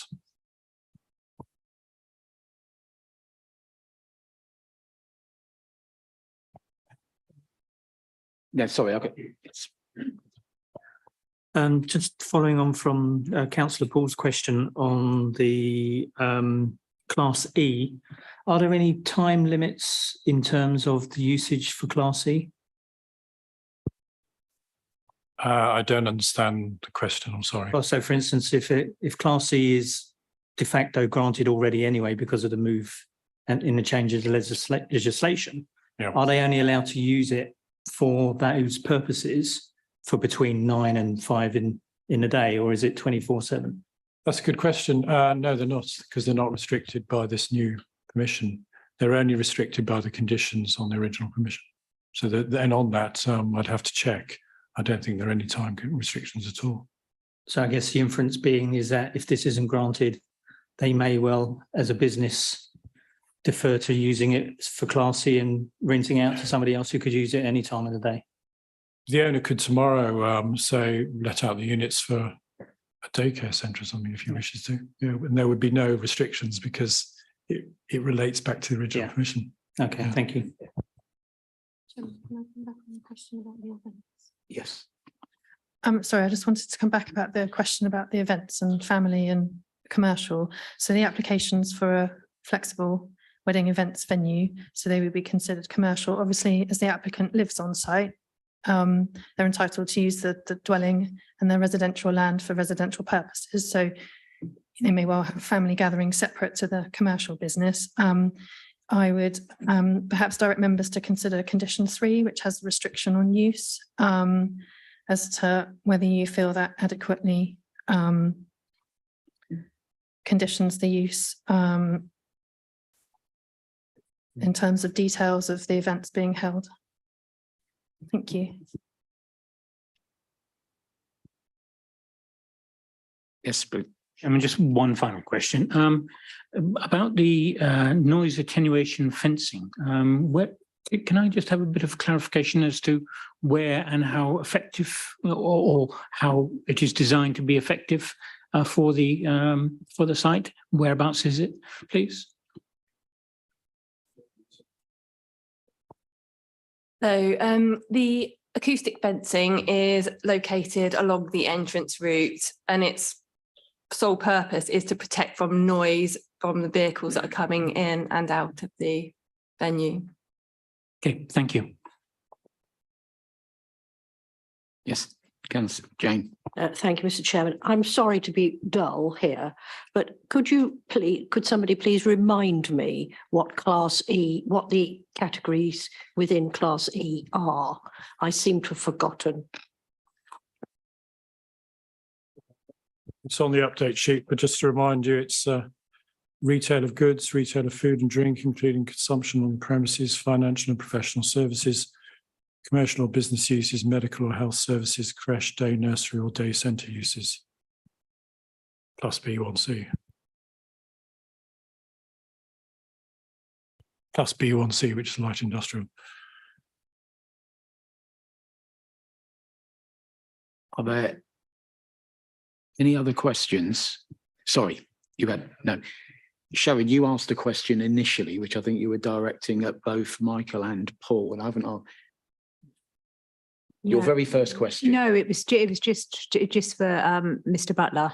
Is it just for Mr. Butler? It was just Okay. because there was a number of questions about if the owner left the property. So No, it was no, just, that's okay. Personal permissions. Okay, then. No, that's fine.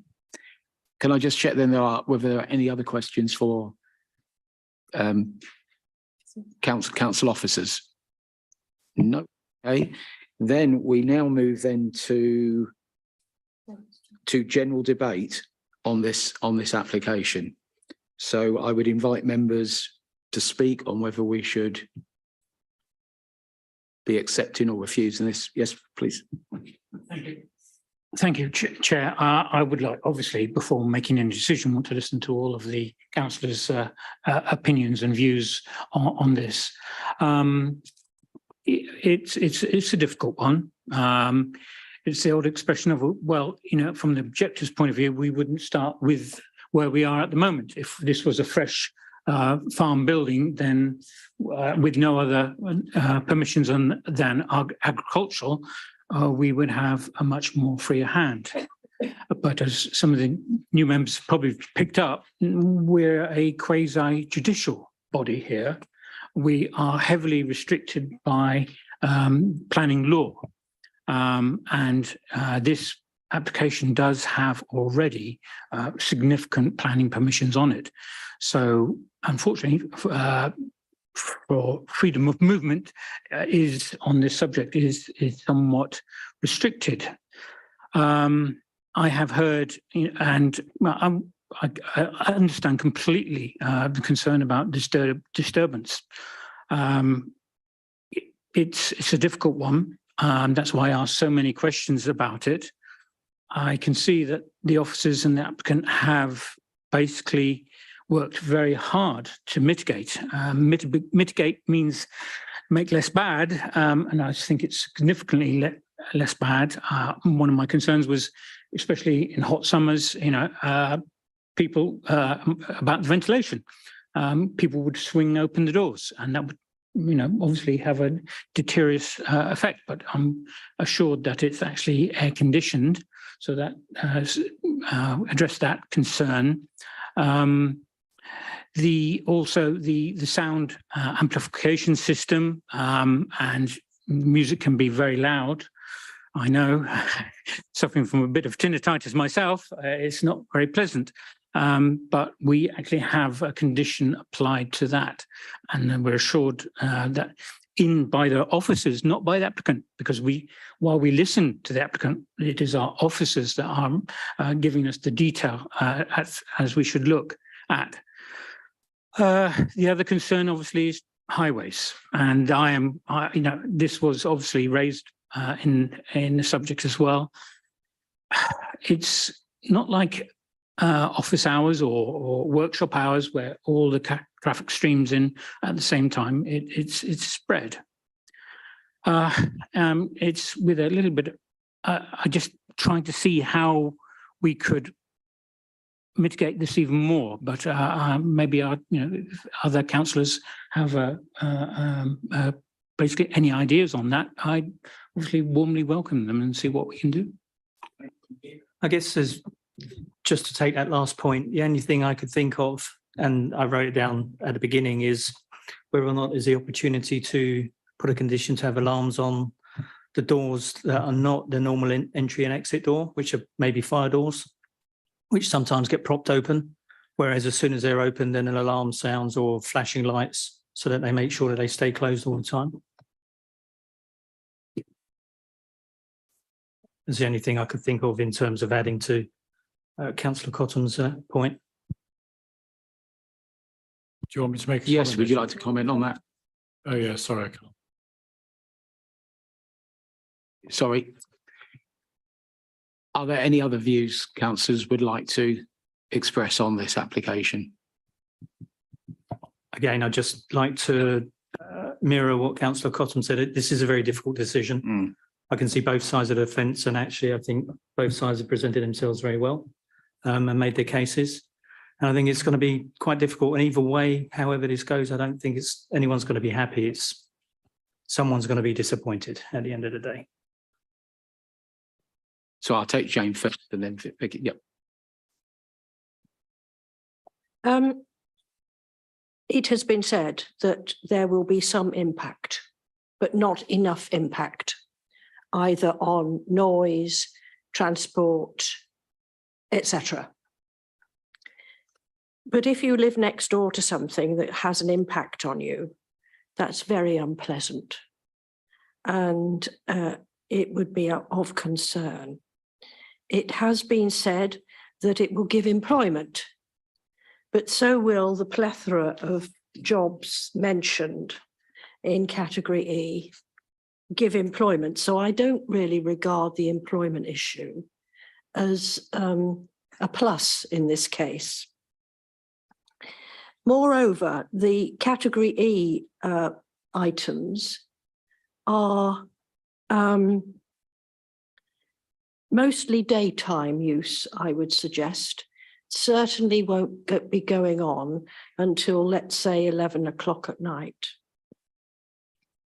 On the other hand, I think it's an excellent initiative. I applaud the owner of the pub for his entrepreneurship.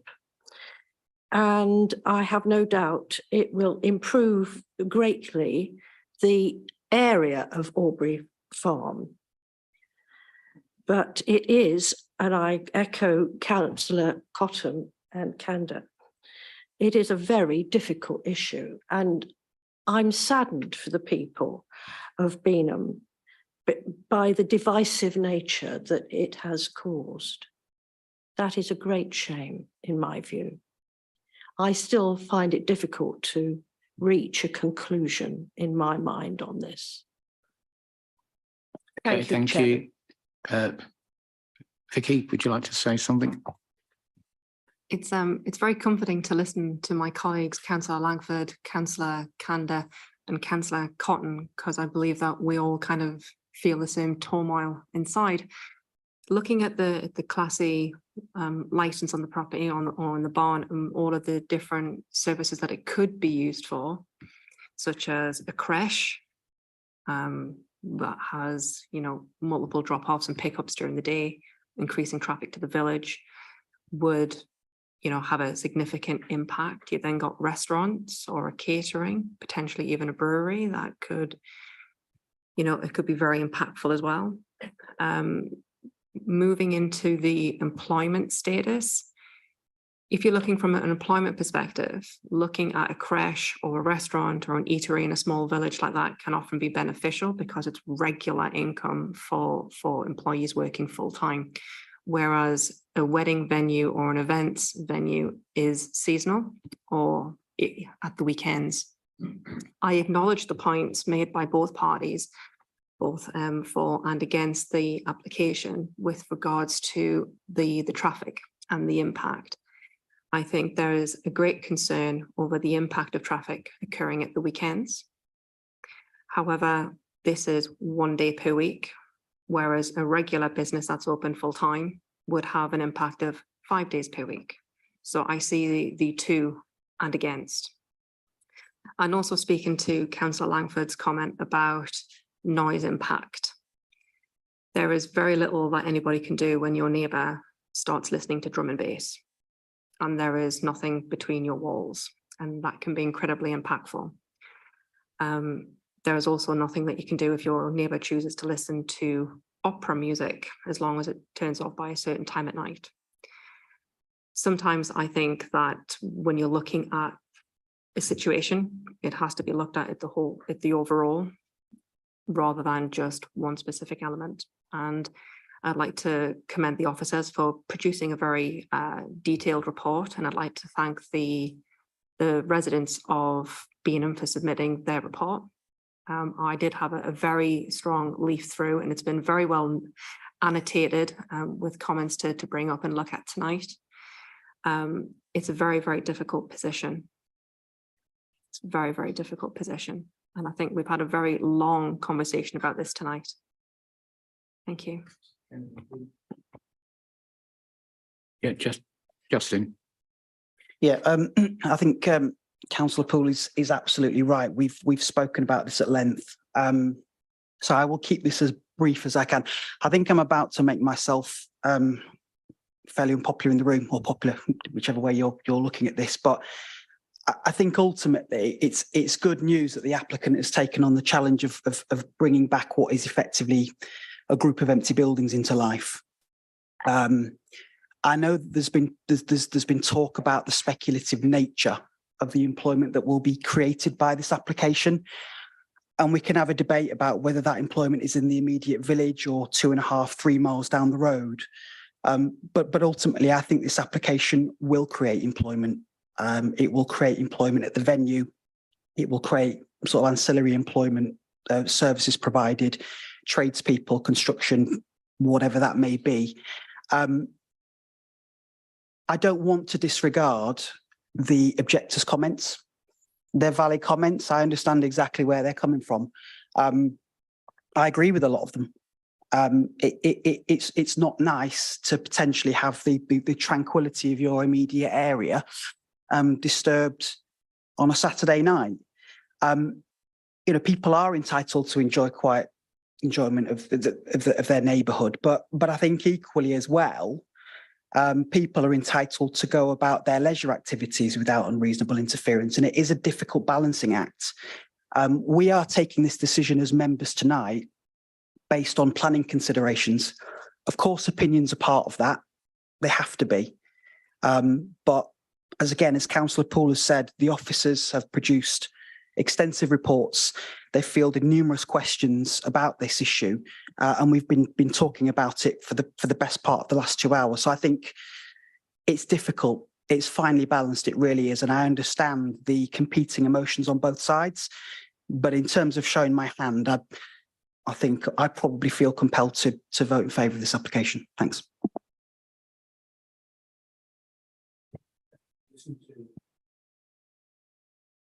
Right, again, after having listened to all of my fellow councillors and what Councillor Pemberton has just said, it's an imbalance. And as I said, it's unfortunate we start from where we are. We are restricted by planning law, as there's already an planning permission on this. And I agree with Justin that the officers have gone to great extents to mitigate this with soundproofing material, with air conditioning, with panelled fencing. It's not going to be perfect, but I think they've done enough that I would actually propose officers' recommendation.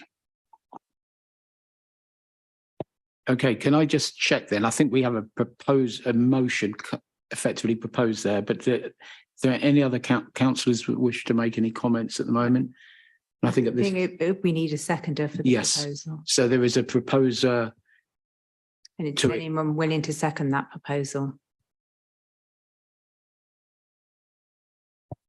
We have a seconder. And I'm assuming it's with the conditions that are on both the main agenda and the update sheet. Absolutely, 100%. All these mitigating circumstances must be included, and they aren't just for the applicant, they are in perpetuity. Anything that wants to change that, I would recommend must come back to this council chamber if anybody wants to ever try and do that. But that's of course down to the the ward member and the number of objections at the time. But I'm just emphasising that we must look to make this as good as possible. Okay, so we have a proposal then to accept the application with all the specified conditions. I think it's about 19 or. Yes, Chairman, and then including the ones in the update sheet. And the ones in the update sheet. Just correct me if I'm wrong, officers, but I believe we can proceed to a vote on that. So I would ask for via a show of hands then, those in favour of that of the proposal. So that's 1, 2, 3, 4. Those against? Abstentions? There was 1 abstention. I would also have voted in favour. So that is carried. Yeah, so that's carried. So permission is granted for that application. Thank you very much. With regards to your comment, solicitor, with regards to the condition 3 restrictions on use. The vote's already been taken Sorry. now, so No we worries. can't go back and add things to the fine. condition. It was a nuanced language, but that's absolutely fine. Okay, but there is the listed building application coming up, and I don't know if that will assist in whatever you wanted to do. Yeah. Okay, so I believe we will now proceed to the second application.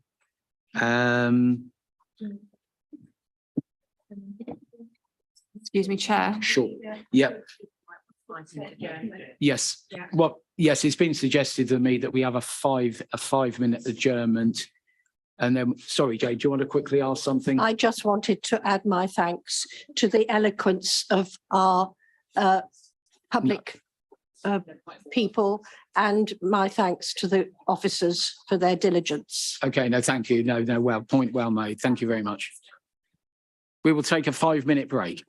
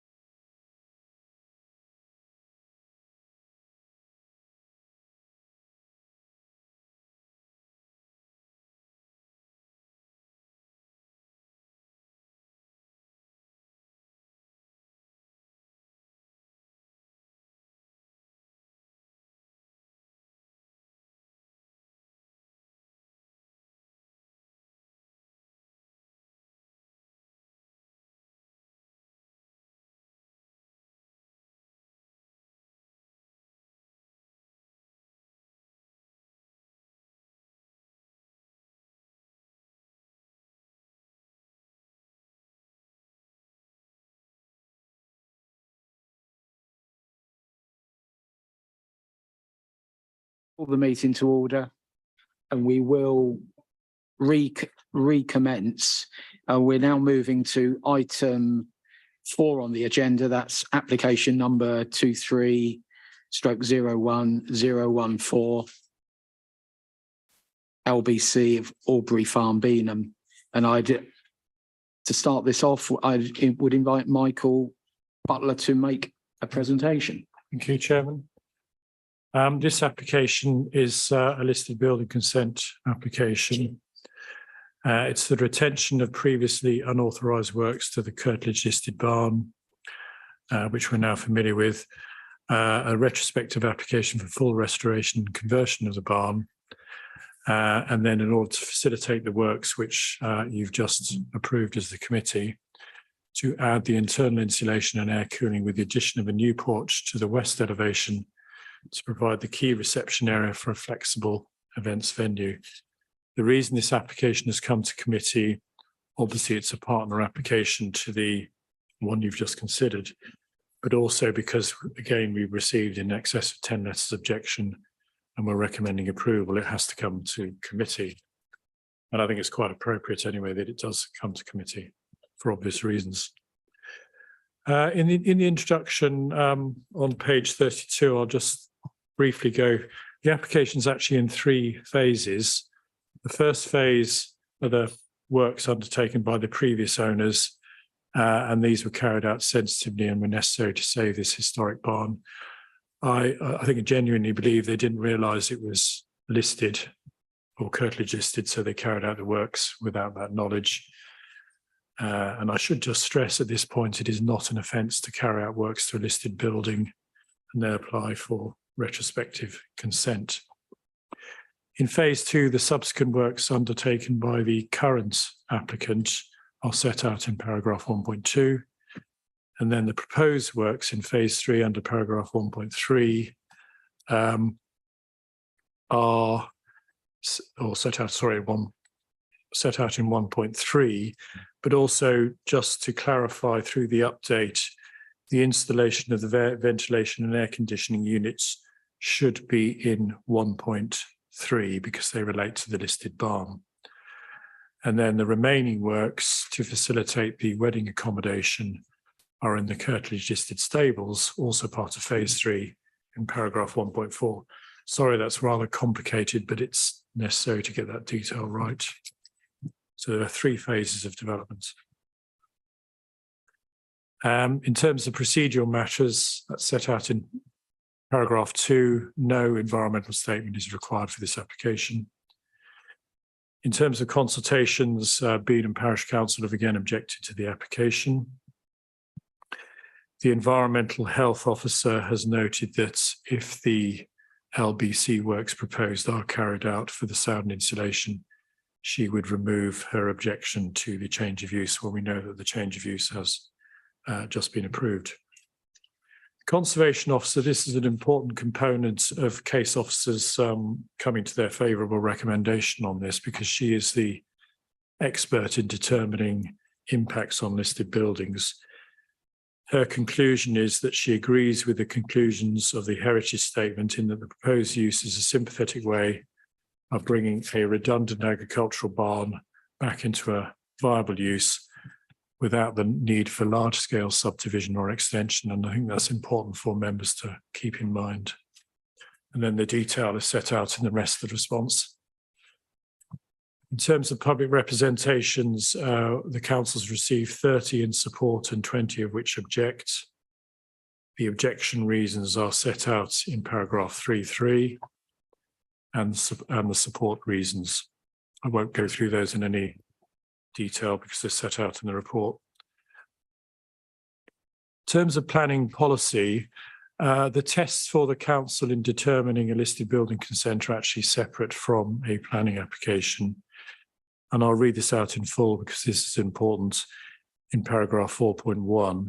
In considering whether to grant listed building consent for any works, the local planning authority must, and have the note must, have special regard to the desirability of preserving that building or its setting, or any features of special architectural or historic interest which it possesses, i.e., if a listed building consent which harmed the integrity of a listed building, that shouldn't be approved. In this case, obviously, we're recommending approval and we consider the interventions proposed are not harmful. So the impact on the listed building, paragraph 6. Again, I won't propose to go through those in any great detail because it's set out in the report. I suppose perhaps the most important component of this application is in paragraph 6.5, whereby the introduction of ventilation and air conditioning units in the curtilage listed barn will result in some limited harm to the character of the building, but where paragraph 202 of the NPPF is requires that in determining the application, if it is less than substantial harm, this must be weighed against the public benefits of the proposal, including where appropriate, securing its optimum viable use. And the committee have just approved, in their view, a viable use of the use of the barn as a wedding venue. So those are the heritage aspects, but we mustn't equally forget the ecological aspects, because the listed building works, if you choose to approve them tonight, will have an impact on the bat roosts within the barn itself. So section 7 of the report sets out the process by which, if LBC is granted, again, Natural England will be required to issue a license so that the measures to protect the bats can be secured by condition and through that license. So that shouldn't be forgotten. And finally, paragraph 8. This is very important, actually, the relationship of this application to the change of use proposal. And I stress this, there is no absolute legal necessity for the committee as a planning authority, having now approved 23376, to automatically approve the LBC application. If through the tests of the LBC you considered the works were harmful to the listed building, you could legitimately and legally refuse the LBC, but you would need to bear in mind that by doing so, you would then make the planning permission you've just granted null and void, because it couldn't be implemented with the appropriate conditions. So the committee needs to bear that in mind. Officers' strong advice, now that 376 has been approved, is that you should accordingly grant listed building consent, but of course that's the decision for the committee, not for officers. I'll just refer you to the update sheet. Since writing the report, we've received 2 additional letters of objection. One letter that the works will facilitate the change of use, which the person is objecting to. One letter noting no objections to the listed building works if the change of use application is approved, but considers there are shortcomings in the submitted plan. So perhaps it's going a bit far to say it's an objection, but the committee needs to be aware of that additional representation. So, Chairman, in conclusion, and I won't go through the presentation again in the slide presentation because I've already done that. We consider as officers that the proposed works of the barn are acceptable as being both reasonable and justifiable physical interventions into the structure of the barn, and therefore LBC should be granted with the 6 conditions on the agenda sheet. Thank you, Chairman. Okay, thank you, Michael. I'd now like to ask Paul Goddard if he has any comments to make on the application. Chairman, thank you. As this is a listed building consent, the local highway authority can find their comments to the application that was approved a short while ago. We made no comments on this particular case and therefore have no objection. Thank you. Okay, we will now go through, as we did with the earlier application, a list of speakers. I won't read it. I think everybody understands the rules. The 5-minute rule applies as before.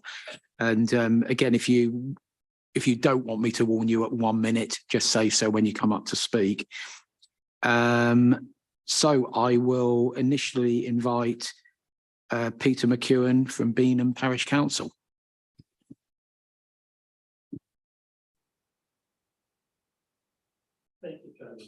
I don't know if stammerers get extra time, but I will do my best.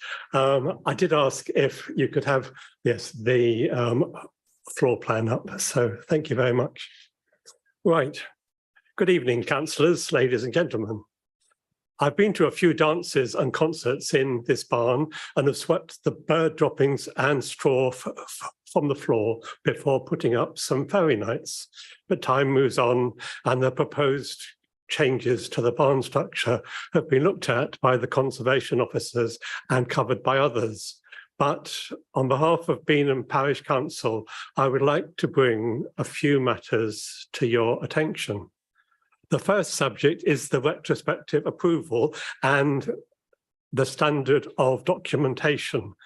The details submitted are mixed up. There are 3 separate times for when changes have been done. They are not detailed properly. And this work has been carried out without proper records being kept. So I would ask that this existing documentation, a condition is made that full details of what the condition of the structure was pre-2005, pre-2018, at the present time, and as proposed are fully submitted, and a condition is added to that effect. My second point is that this application only applies to the barn. That's the only thing which is mentioned in the application and on all the drawings. So the works to the proposed stables must be covered by a separate application. My third point, and maybe my biggest one, is the lobby porch, which was put in with the first noise impact assessment, and they said that you can't open all these huge doors every time people come in and out. So let's have a double door entrance, which is shown just by the bottom B there. This is based on an existing small single door in the existing wall of the house. But this detail shows, and in fact, that's not the final drawing. I think the door has changed or maybe it's changed. Anyway, but you come in from the outside through one door, you then go up a flight of steps to a small landing where the inner door opens onto that small landing. You then go into the building, and then you have to step down with more steps down to the floor of the barn. The door and the stairs are 750 millimeters wide, which is what a normal house has. This is where everybody going in and out, a staff bringing all the food has to come in through this one entrance, and it just won't work at that size.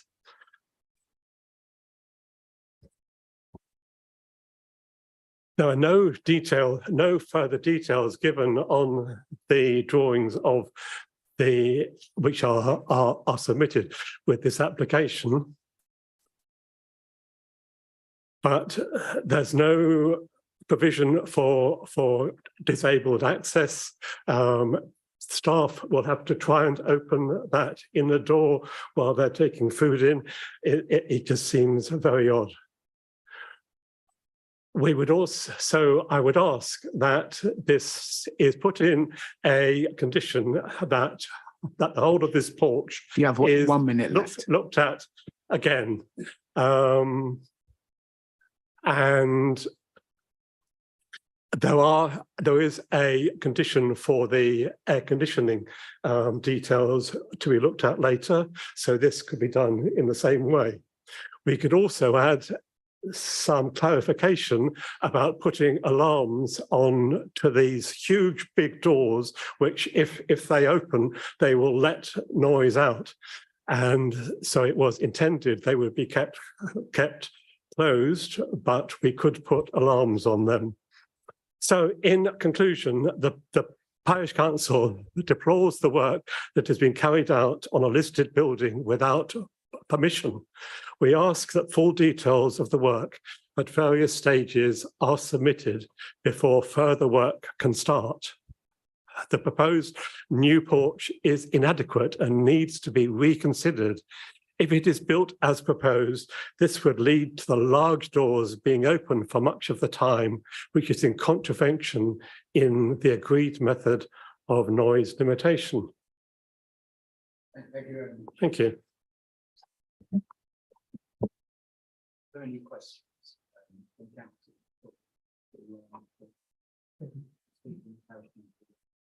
I may. You mentioned about noise. This is related to, surely that was related to the previous application, not this one.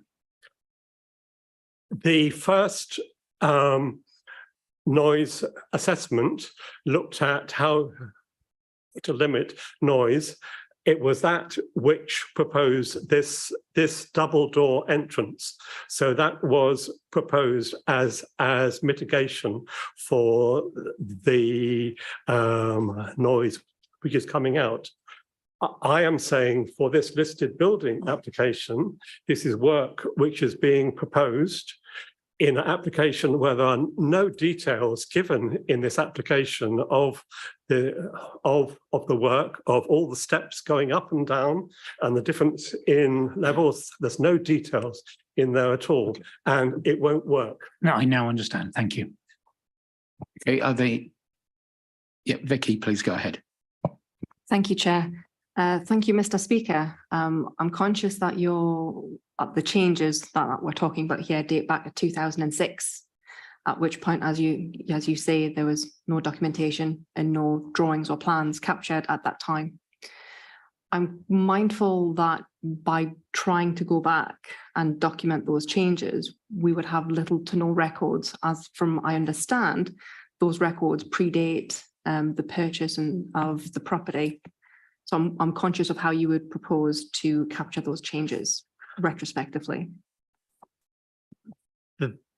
It is, I don't know, but there are drawings which are in part of this application which have been prepared by somebody with a detail of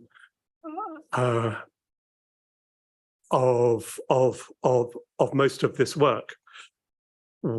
We know that some unauthorized work was done from 2018 to recently, and that is, it can be seen what that work is, but it's not properly documented, I don't think, on the drawings which have been submitted. It's all mixed up. So that could be properly detailed. And then the further works which are proposed, some of the details for the insulation work and stuff, which involves a total rebuild of the roof. And it's a really, there's not much left of much of the barn afterwards. But those could be done, and the documentation could be improved. Are there any other councillor questions at all? No, thank you very much. So I'd next like to invite an objector to this application, David Hancock. Thank you, Mr. Chairman. The scope of this retrospective listed building consent for the approval of a new bar, new doors, and the new floor and floor plan appears to be a lot of work before going for consent. Why is that? Even if you give consent to these large changes, they are still not enough to make this barn suitable for events. We don't know exactly what the applicant is going to apply for later, because whilst there is something which is in the documentation, that could change. Does this committee and community know in totality what the applicant is planning to end up with, rather than just this one, and how he will go about seeking approval? As a community, we are flying blind, and I suggest the committee is in the same position. This idea of being able to have this one with a following one coming on, which is still seek approval, is a bit like salami slicing the approach, where a series of many small actions are used to produce a much larger result that would be difficult to perform or get approval. Surely consent should be applied for everything. The applicant needs to make this bar a functioning venue, rather than just a slice at a time. Salami slicing also makes it difficult to understand where the building is in its development journey, and this could end up with the committee being misled. For example, in the related change of use application, the applicant's loaded document show the current floor plan and the proposed floor plan. Both floor plans are identical, but the change in flooring and floor plan from previous to current is one of the items being sought for approval in this retrospective listed planning consent. Why might that be? Whatever the reason, it still ends up with a change of use application not having permission to the change of floor or new floor to current, because that is a central part of this application being considered tonight. I suggest, with the significance and gravity of the decision you are making tonight, you need to consider these two things carefully. Every single objection the AONB has made about the barn and change of use has been rebutted by the applicant, but I contend not enough analysis has been collected to check these rebuttals. We as locals with local knowledge have, and 5 minutes is not long enough to go through all of them. So I will focus on noise from the barn. The acoustic consultants have defined the target noise level from the barn to be 35 decibels in their submission. Our own measurements 250 meters away from the barn with no barrier is between a minimum noise level of 31.4 decibels and a maximum of 39.7. And I have the proof here. The average is therefore 35.5. I respectfully suggest that 35.5 is essentially the normal ambient noise level when no event is taking place at the farm, making it impossible to achieve their own target of 35 decibels during an event with live music, general noise from 120 people milling about. This is important as there are another 60 residential properties adjacent to the field in the same situation. We are realistic about the way planning applications are run, and retrospective planning applications are used by applicants, despite them being risky. However, in this case, we believe that you would be taking a risk if you approved it. This is a large piece of retrospective listed building development. What appears to be the applicant salami slicing of the overall development of the barn and his attempt to pass off items in the dependent application as being already approved when they are still under consideration. You have 1 minute should remaining. Concern the committee, because it does us. We believe that the noise levels planned by the applicant are impossible to achieve and significantly impacts the AONB. You are a new planning committee sitting for the first time with years of approvals waiting before you. You have the opportunity tonight to set a precedent for future applications. We therefore respectfully ask you to reject this application. Thank you. Thank you very much. Are there any questions from councillors to the last speaker? Vicky. Thank you, Mr. Speaker. You raised some very valid points there. And as Councillor Cotton has previously commented, the noise cancellation was reviewed in the previous submission as well.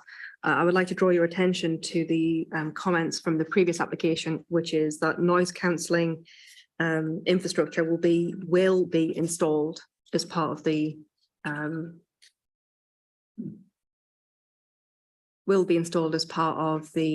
development of the barn, and also there will be noise limiting, noise cancelling forget the right word, where is it? Noise limiting device shall be installed at the premises and maintained in such manner. So that is going to be limiting the noise control. I draw attention to this because we're talking now about existing noise and your concerns are relating to future noise. It sounds to me that the retrospective plans that we are looking at right now are looking back and saying, this is where we are right now, and this is what we can do is mitigate the factors. Vicky, are you going to ask a question? Yes, I am. Yeah, sorry to interrupt. No, I'm just setting the preface. Thank you, Chair. So my question is, I acknowledge your decibel counter limit. My question was and is, how do you know that that value that you have obtained is accurate for the events that will be in situ once all the remedial actions from the plan have taken place? Well, my response is that whilst there is proposed, noise insulation, what have you, which people are saying is more than enough, we don't know, I would suggest. That is still a matter of conjecture. These readings are real readings taken with a proper sound level check. Okay, and we're saying that the highest one, which is highest reading that was gathered, was 39.7, and this was measured over a 12-hour period. So it's not as if we took it on 10 minutes. This is over a 12-hour period. And you have to be sure that that insulation is going to work. And that is not part of this application anyway. Now, you can say the noise is not part of this application, but it is surely a major consideration in it. Thank you, Speaker. Can I just check? No, I don't think there's any other questions. No, thank you very much. Thank you.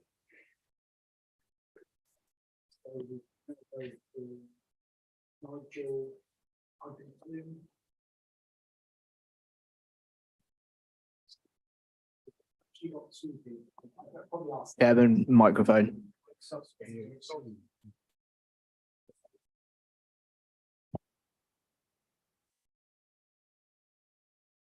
It's just me speaking, Chair. Okay, yeah, as before. No, thank you. Yeah, please go ahead. Okay, thank you. I've been in and around the barn on a number of occasions whilst the previous owner had the farm, who I think from memory sold in the middle of 2020. And I visited the engineering business that was operating there from time to time to have work done. And I've seen the barn since the applicant has made various adaptations to it.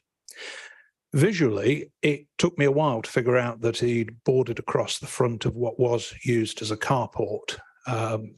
So visually, there's not an enormous impact in terms of the changes.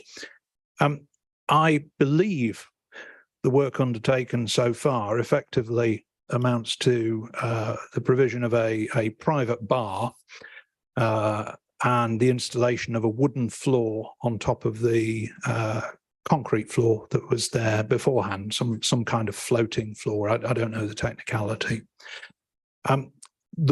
Importantly, the work done so far, and this is from my own casual observation plus reading the the Heritage Officer's report, does nothing to compromise the original structure of the barn, which is where the historic value is, and doesn't materially change the outside appearance. The fact there's a retrospective element to this, might be considered irritating, but honestly doesn't give me cause to object. The barn, if approved, would add another interesting alternative to available venues in the village. There are already venues that are available in terms of nature, cost, price. Albury Farm Barn would be supplemental to what's already there.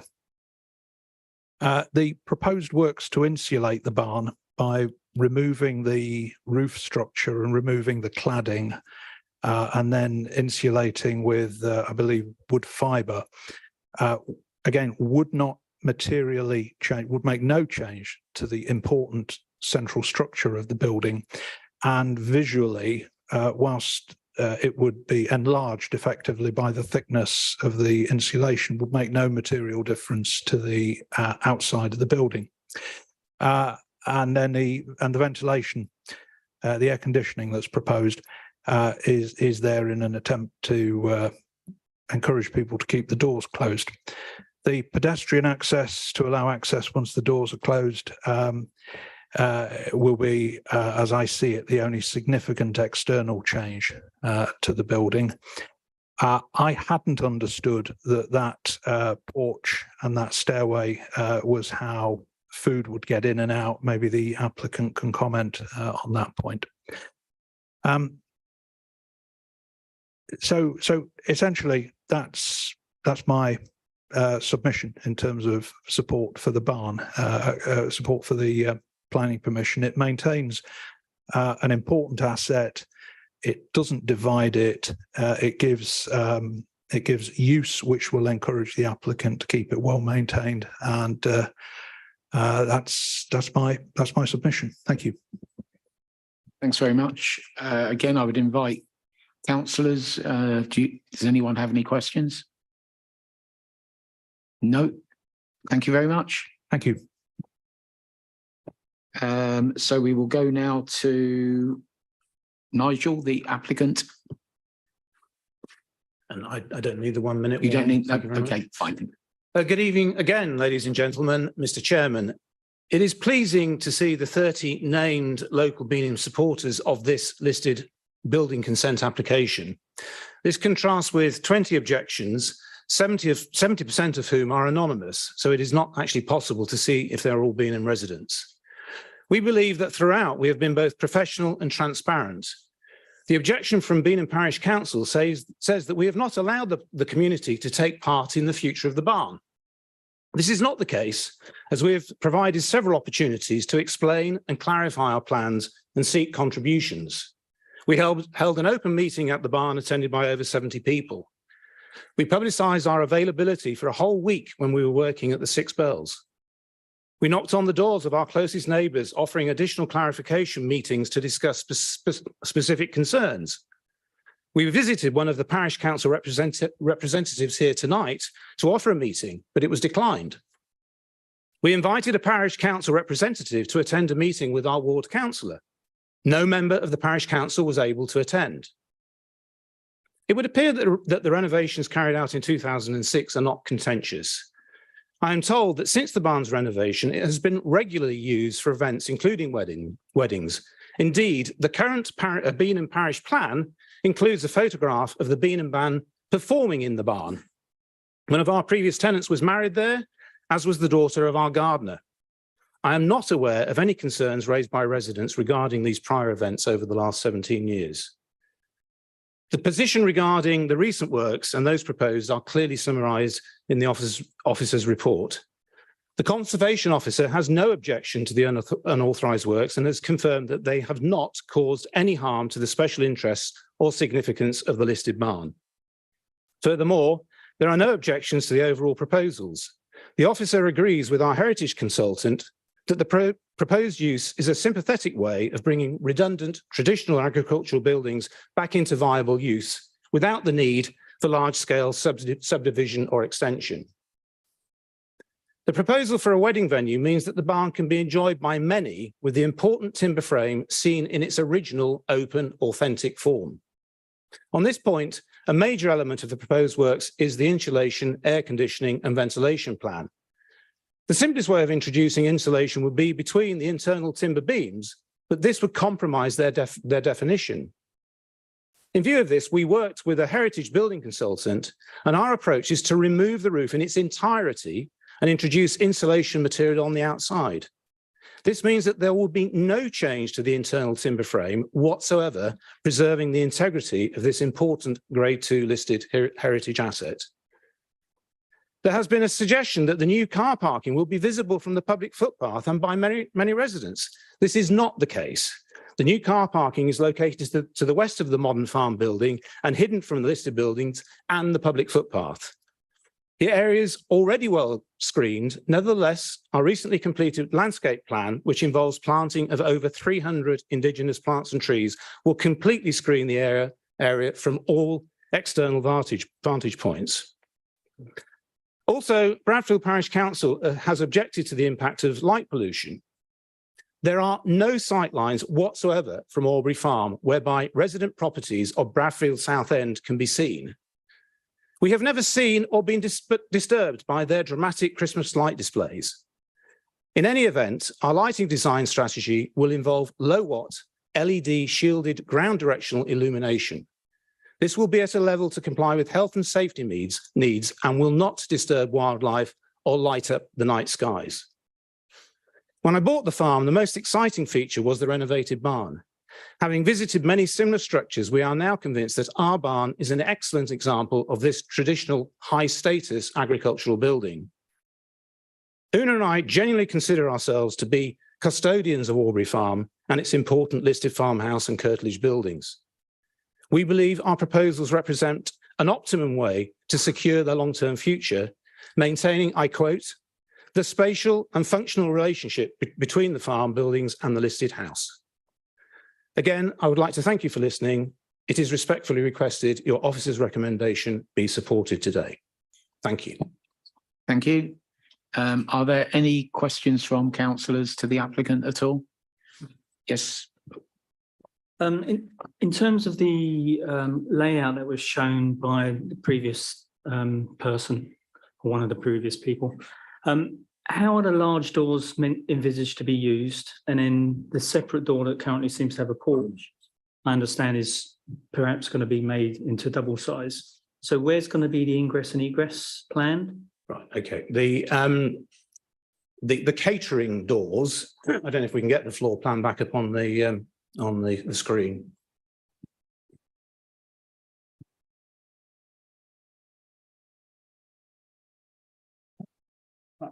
Okay, so the north being upwards, the double doors to the north, between those doors, there is a grass area which has got consent to conduct outdoor civil weddings. We already have that consent from West Berkshire. It's not shown on this plan, but to the north of there is what we describe as the modern industrial barn. It is that barn, within that barn, we're creating an industrial kitchen to prepare all the food for the wedding. And so the route for all the catering is not through this single door, as Peter thought.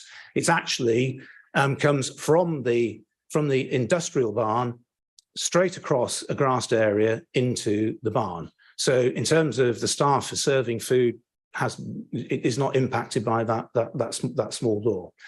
And part of the conditions is that after 10 o'clock, the doors to the barn will be shut. There will be no catering happening after 10 o'clock. The wedding breakfast will be served from anything from 4 o'clock in the afternoon till 7 o'clock in the afternoon. And so once that's all taken place, those doors will be shut. The single access door, yes, it's a mitigation feature because you will need to go out of that single access door to go to the toilet facilities across the courtyard. And so the single access door, it's proposed to turn it into a double access door so you can open one door, then shut it, then open another door, go out, and it acts as the typical noise barrier for people going in and out, using the toilet facilities. And are there stairs there? There are stairs there, yes. So then would that mean that for anyone in a wheelchair, they'd need to go out through the big double doors? Yes, I think so. Well, that's a fair point. They would have to either go out the large double doors at the back onto the courtyard or go round. And the other double doors that were on the south, yeah, are they proposed to be openable or shut, or? No, those are the part of the plan is that they get shut no later than 10 p.m. and they stay shut. So up till 10 p.m. both sets of double doors could be open?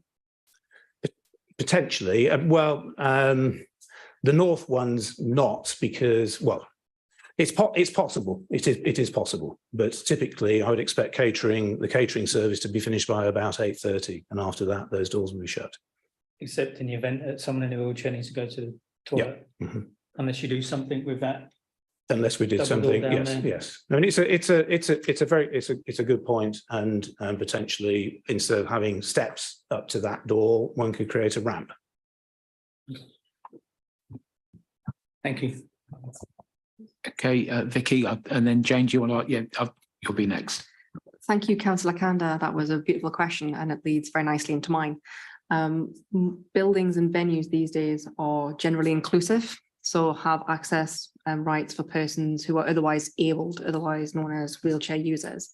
My concern would be looking at that plan and having the wheelchair coming in and out of what would be the single door, which is directly above the B at the bottom, would cause a bottleneck. Because you'd only have one person coming through, and I think Councillor Candace. I mean, it's a very good question. Our current disabled access is through one or other of the double doors. They're both level. Well, one has a slight ramp, Okay. so it's a perfectly valid question.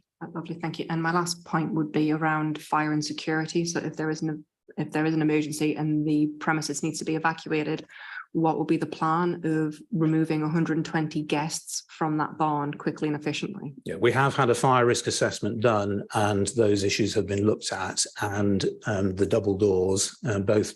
Well, we've got three entrance exit points, and that is more than adequate in the opinion of the fire risk assessment professionals.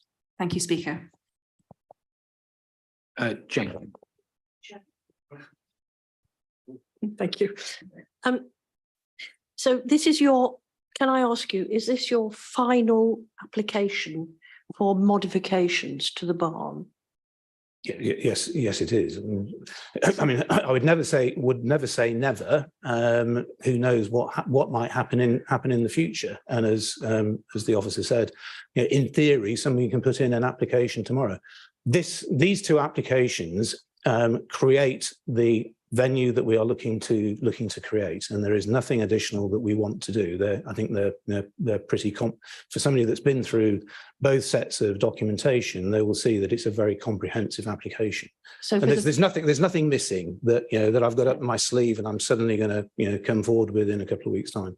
So for the foreseeable future, this is the way you want the barn to be? Yes, absolutely. In fact, I can just add to that. One of the reasons that we've got a breakout room in the modern barn, which is to the north of this barn, is that this is pretty. It's not completely unique, but it's a very, very beautiful barn. And what we want to do, and ideally, most couples will get married in the grassed space between this barn and the industrial barn. In the event of inclement weather, we want to have a breakout room where they can get married, so that when we open the doors to go into this venue and it's all decorated, there's a wow factor. People haven't been in before to have the wedding conducted in the barn. We do have permission at the moment to conduct civil weddings in the barn, but we don't want to do that because we want the wow factor of when people go into the wedding breakfast to be. Yeah, I think the question's been answered there. Yeah, sorry, Jane. Can I ask a supplementary question, Mr. Chairman? Thank you. When people have had this wow factor and they've had their meal and it's all finished and tidied away by 8:30, where are they going to drink? Where are they going to smoke? And how are they going to get in and out of the barn to do that? Well, the drinking, the partying takes place in that room. So all the booze is in the barn? Yes. Yes. Chairman, is this really relevant to this part of the application? Well, I agree. Jane, I'm trying to establish if we're seeing the final barn application. That's what I'm trying to establish. Well, I can confirm you are seeing the totality of our plans. I think that's been answered. Yeah. Good. And perhaps planning officers could make a comment on that in the next section. I think that might be useful for you.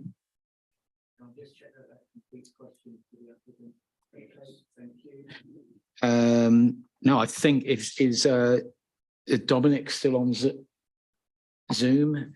He is. He's just on his way into the Zoom as a panelist. Okay. So this is the ward member that will now be speaking.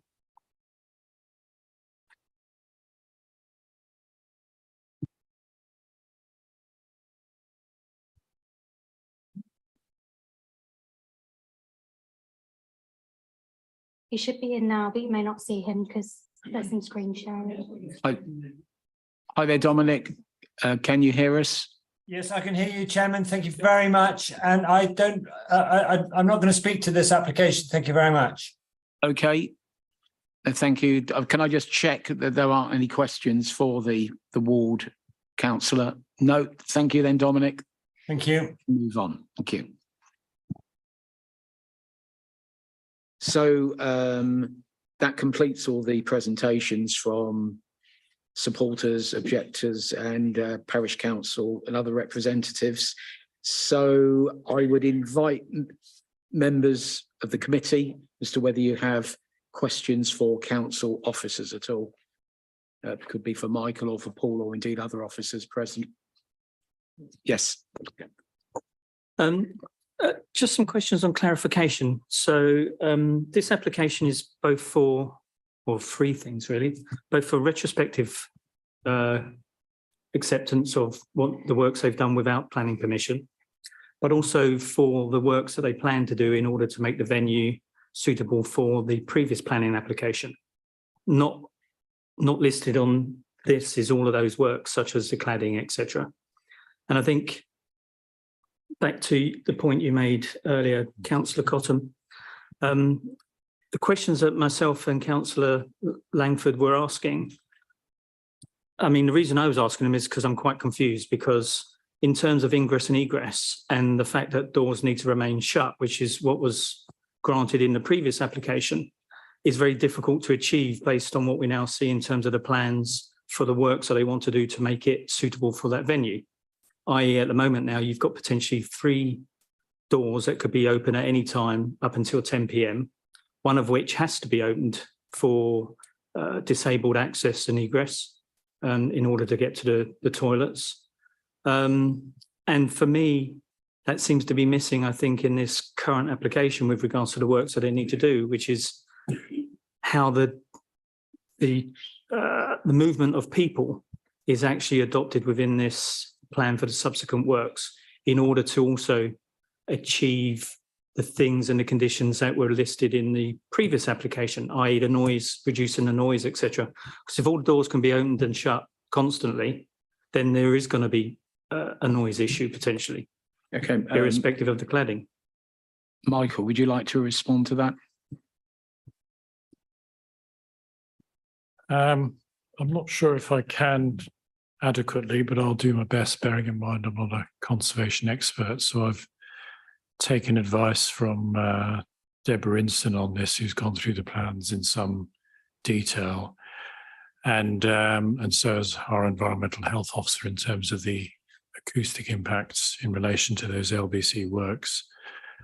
All I can say is, taking advice from those 2 experienced professional officers, they're satisfied that firstly, the interventions into the listed building will not harm the heritage asset, i.e. the Kirchley listed barn. And secondly, if those works are undertaken as proposed, then the noise impact will be acceptable. Now, it seems a little perverse, if I may politely say so, that on the one hand, the committee has very recently approved the change of use application with all the noise implications there, but then to become suddenly concerned about the detail which flows from that. Of course, you're well within your rights if you wish to refuse the LBC, but it would seem to be internally inconsistent if you did that. We are satisfied as the case officer and the professional advisors that the level of detail with the conditions placed on the agenda are sufficient, A, to facilitate effectively that change of use you've just granted, and B, not to harm the listed building. And finally, the request about seeking approved plans from the past. First of all, that's conditions from that have to be reasonable. That's certainly not reasonable. and secondly, the information wouldn't necessarily be available.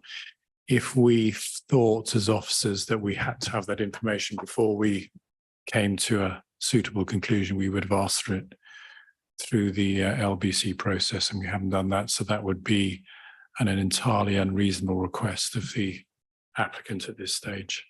Thank you, Chairman. If I may come back. Would you like?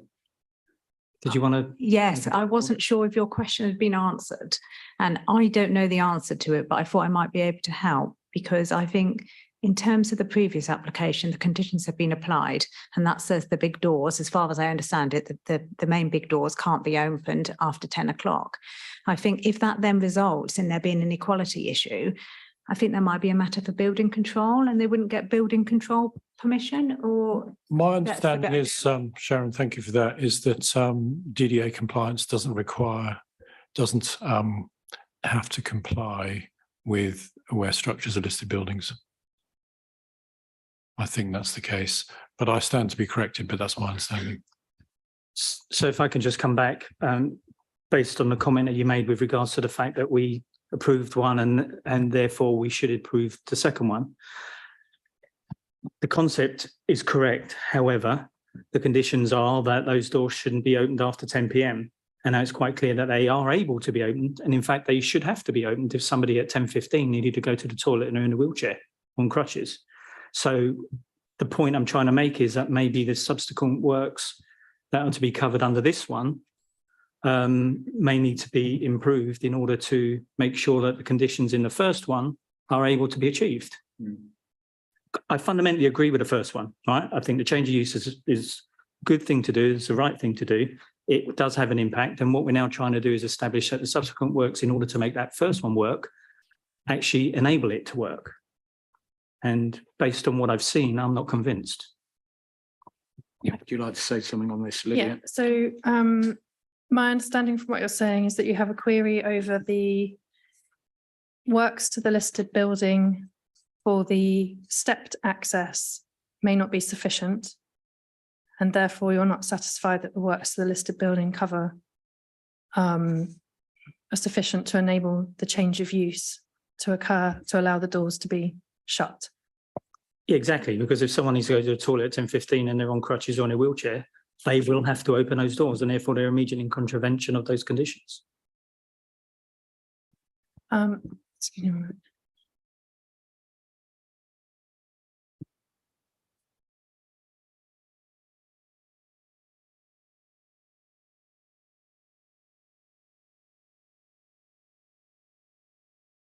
So committee may wish to consider whether an amended plan could overcome that issue for that porch access, and whether you're prepared to delegate that to officers and reach a decision this evening or not. I think an amended plan is required in order for them to facilitate what they have conditioned in the first one. If that amended plan means that those doors are able to be kept shut and that therefore there is a revised ingress and egress for disabled people through the one main door, which is clearly needed, then I'd be happy with that on that basis. Okay. Are there any other questions for council officers? Vicky. Thank you, Chair. Michael, I think this one is for you. When is it Mr. Hopes was sharing about his plans for the development, he mentioned about taking off the roof of the barn, and I was wondering how that would maintain heritage status or the class status of the property if we are removing a roof. Yeah, I think you might have possibly misunderstood it. The roof has to be physically taken off, as I understand it, and then the soundproofing inserted into a new layer, and then the roof completely relaid. So the roof will be raised by about 20 centimetres or something. Thank you, Michael, that clarification. And would that be reinstallation of the existing roof if it's able, or would that be a whole new roof altogether? As I understand, it's the existing tiles where they're capable of reuse. I mean, there may be obviously some damage, but essentially the same roof. Yeah. Thank you. Yes, Lydia, yeah, go ahead. if that were an issue for you, you may wish to consider as part of any proposal whether there's a condition on details for the roof tiles in terms of how those are removed and put back on.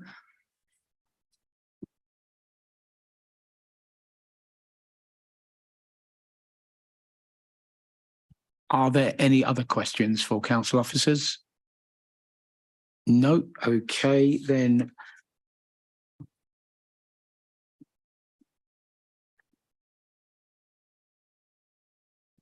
I think we're into debate now, aren't we, on the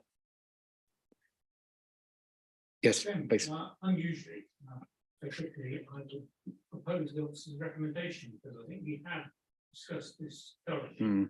There are maybe some delegated conditions. Sorry, could you use the mic, please? Sorry. Okay. I did. It was on then. Okay, never mind. I wasn't speaking towards the microphone. I just think I'm loud enough as it is, but never mind. Okay, unusually I would say this is really a continuation of the previous discussion. I think we've done it thoroughly, and with the concerns of Councillor Kander expressed, that these basically we add the heritage officer to be delegated with our concerns, that we move forward on officer's recommendation.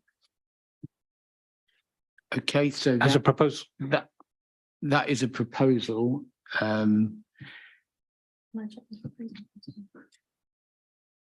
Okay, so the proposal is that we accept this application, but with condition. Yes. Some additional. That's with the, just to clarify, that's with the additional condition as we discussed Yes. with Councillor Kander, I think. Yes, correct. Yes, yeah. Yeah. The So roof. that amended plan would be almost a pre-condition, but delegated to officers. before. Yes, and then delegate it to officers. Yeah. Okay, we could do it as a precondition or something. Okay. A precondition, yeah. Or are we just going to delegate, before the decision's issued, you delegate to officers that an amended plan is submitted? Oh, yes. And if Sorry. officers find it's satisfactory in Yeah. terms of alleviating your concerns, then we would go on to issue approval. Correct. Is that- Yeah. Thanks, Sharon. And for the roof? as Yes, well? I'm sorry. So for the roof, we can condition, Roof you can condition. Yes, certainly. Yes, I thought we were going round the room, expressing our views first and having a discussion before we came to proposals. Is that not now the case? Can I just, I think in the circumstances, if people have something to say, then we'll Yes. say it, and then we'll ask for a seconder. Well, then can I say something? yes, you can. Yes, you can. I don't agree that this should be taken as read, the amendment taken as read and approved by a delegated powers in this particular case. And the reason I don't agree is that there is strong feeling in the village about this.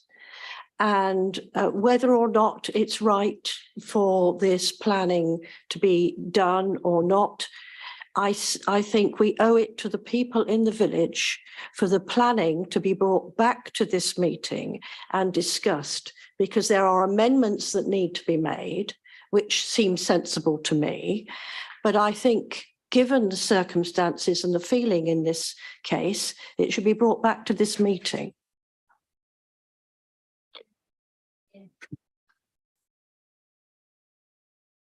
Okay, would other councillors like to speak on this?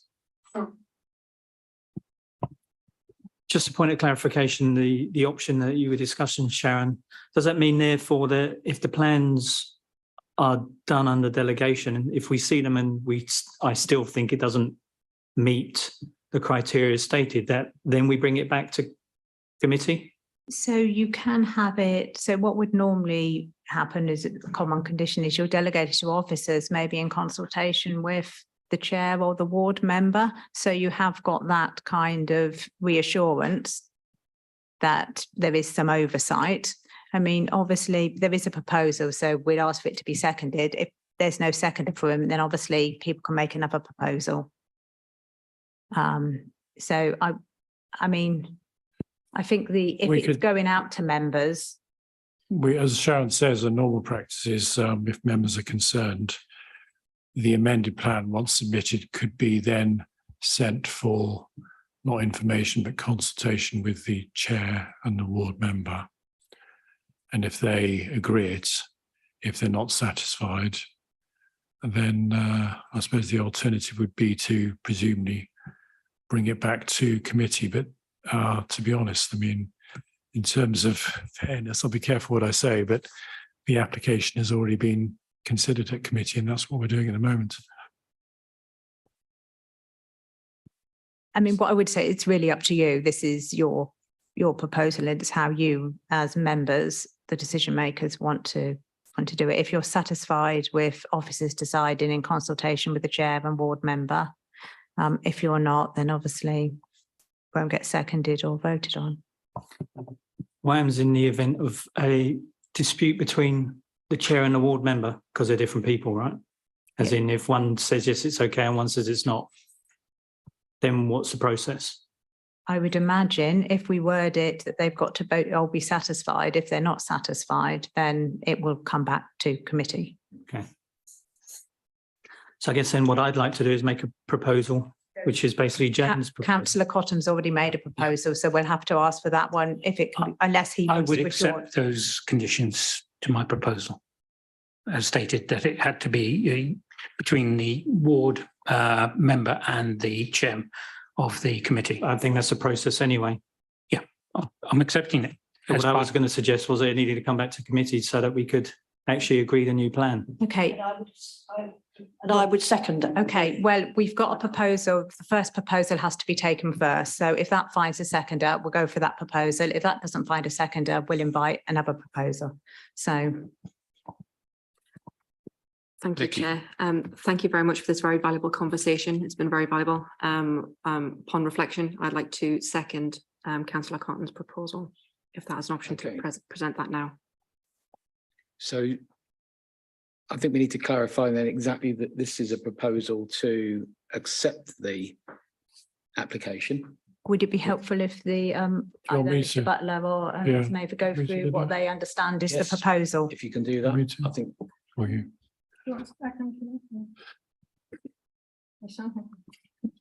So the proposal is to accept officer's recommendation with the conditions, with an additional delegation for an amended plan for the access and details of the roof. And for that amended plan to be discussed with the chair and ward member, and if they both agree, the decision is issued.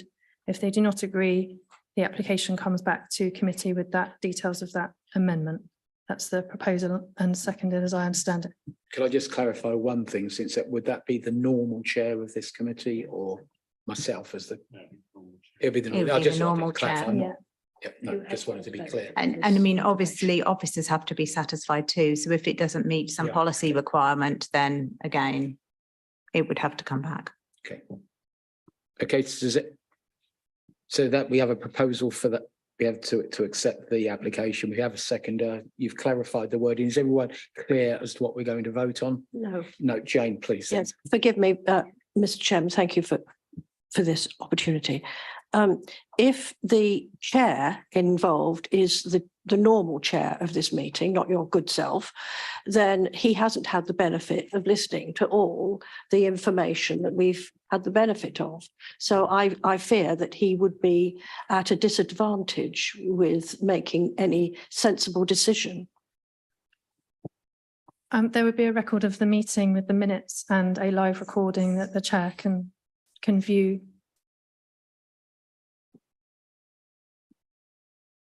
I think we've got the proposal. Shall we vote on the proposal? And then, I mean, clearly there's at least two people that probably are going to make another proposal. So let's go ahead with what we've got on the table and see how the vote goes. Okay, so I think we've got a clear understanding of what the proposal is. So I'm going to move to a vote with those in favour of acceptance and the proposal with those conditions. Please raise their hands. That's 1, 2, 3, 4. Those against, please show. 1. And had I needed to vote, I would have voted in favour. So that is carried, and I think that therefore completes this particular section of the meeting.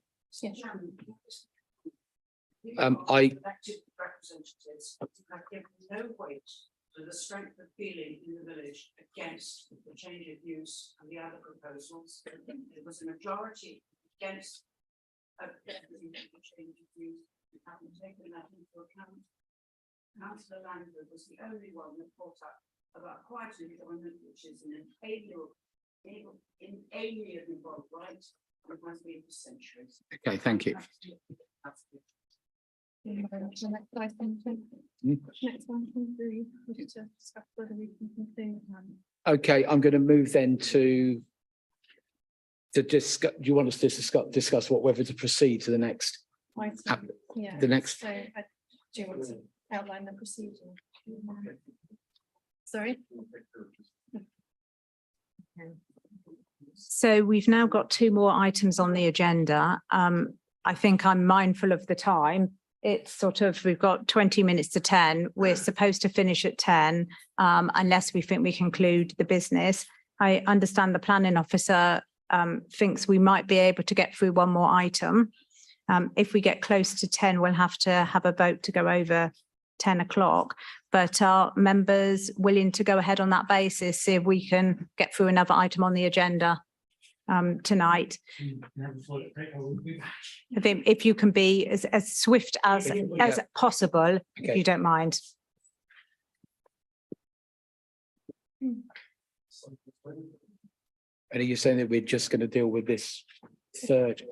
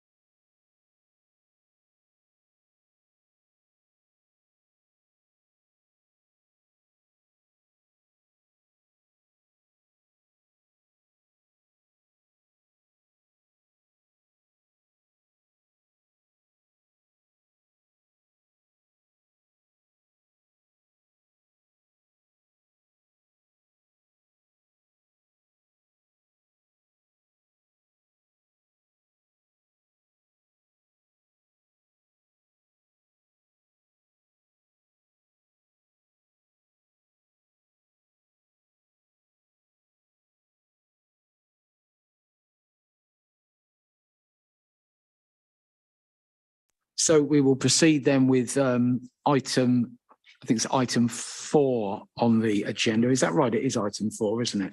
4.3. Yeah, 4.3. That's application number 22-02945, which is for Francis Bailey Primary School. And I would invite Lydia to. Patrick, actually, the case. Oh, sorry, Patrick. I Sorry. was 15 years ago of the school. Time to pass. Okay. And there was a district council representative. Yeah, and I think just to clarify, I believe I'm correct in saying you've had no involvement in this application and not been discussed with anyone. None at all. No, my apologies. I'm reading from the script, as it were. Yeah, sorry.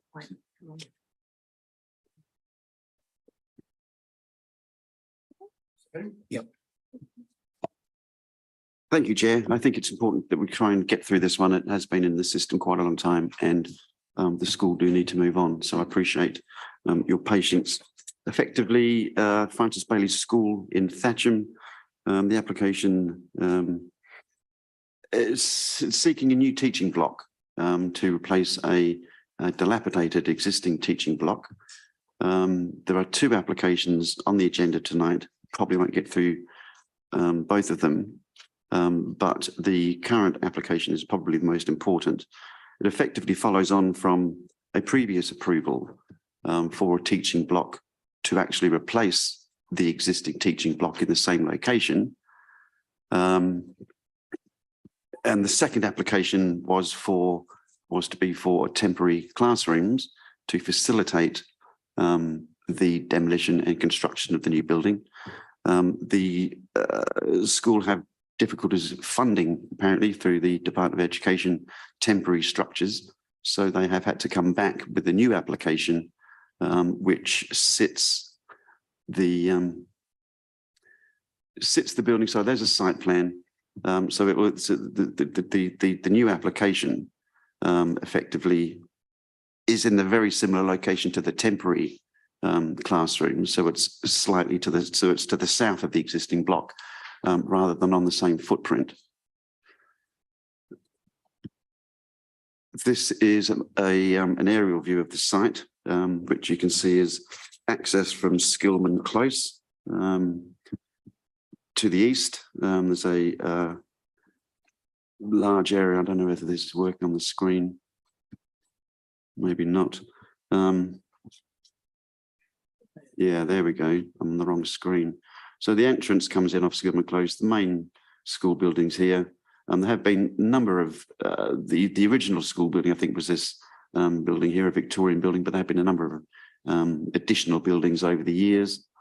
The current application is this building down here. Unfortunately, I don't have any photos of it.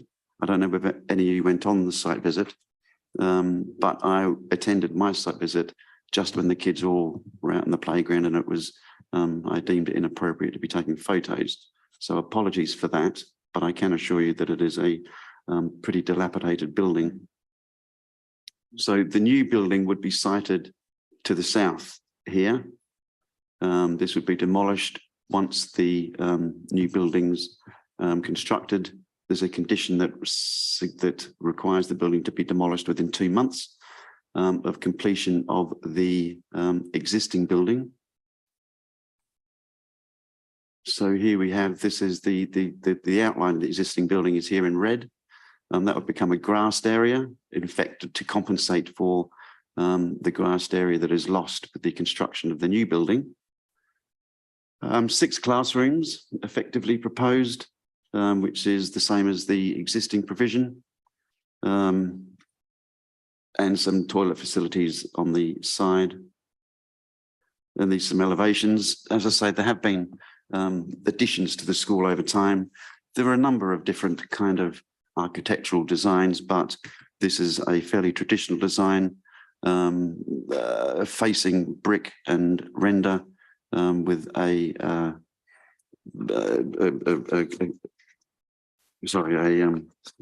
plain roofing tiles for the roof, some glazing. It fits in officers' opinion, it fits in quite comfortably on the site in the context of the existing buildings. So the main issues I've identified was the principle of the development. So it's in the settlement boundary. It's an existing school facility. And there's, whether you've read the report, the agenda report, but there is in principle support for it in the local plan and also at national level.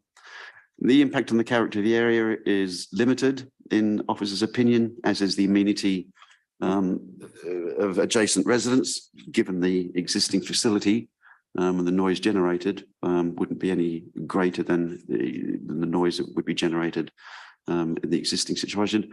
The highways officer has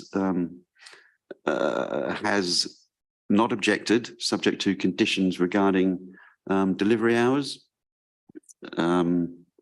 There were effectively to protect pupils and residents. The environmental health officer also didn't raise an objection, but had concerns around similar, amenity issues with regards to the construction, dust, noise, etc. The applicants have submitted a construction method statement, which highways and environmental health are satisfied with, and that will form a condition. Effectively, the work development will be carried out in accordance with the construction method statement. Sustainable design is the principal concern that has been raised by the local town council, who are requiring that the development is constructed to a BREEAM excellent standard. Funding issues.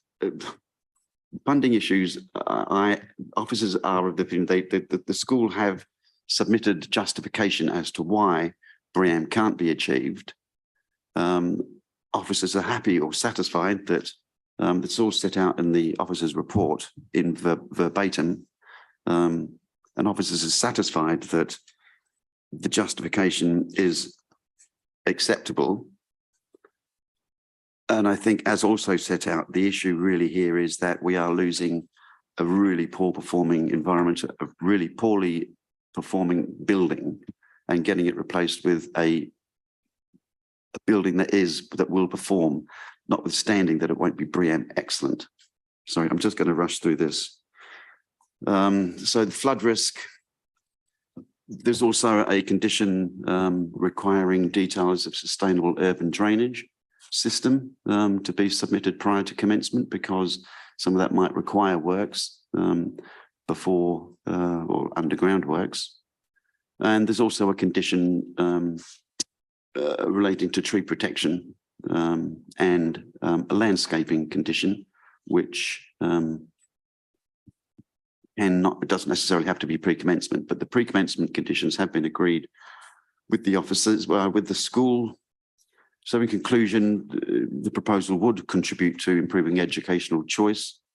There is in principle support for it. Overall design is considered acceptable within the context of the campus. No significant impacts arising in respect of amenity. The BREEAM standards is a potential issue, but in officers' opinion, it is justifiable in this particular instance. And as I've discussed, there are conditions proposed with regards to highways matters, drainage and green infrastructure. There are also conditions proposed relating to when the demolition of the existing building occurs, and a condition requiring that only one planning consent is implemented, given that they could effectively, if we were to go through the temporary consents, have 3 consents. So we are recommending that a condition requires only one gets implemented. Thank you. Okay, thank you. Paul, do you have any comments to make at all? Yes, can do, Chairman.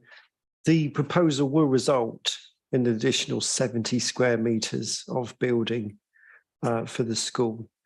However, there is no increase in staff or pupil numbers, so therefore there should not be any increase in traffic or parking demand associated with the proposal.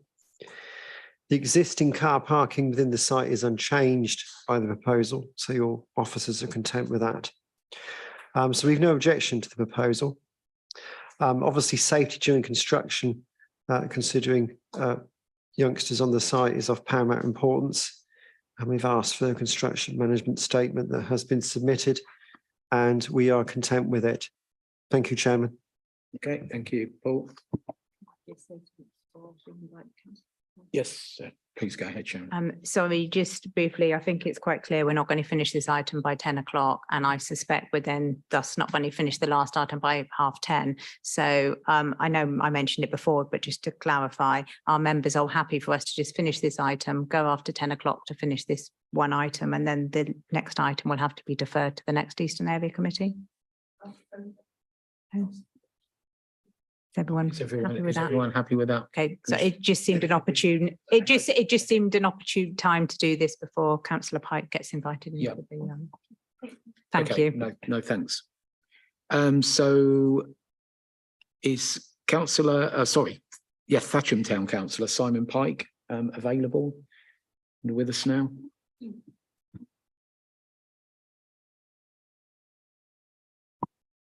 He should come up on the Zoom any second now. Okay.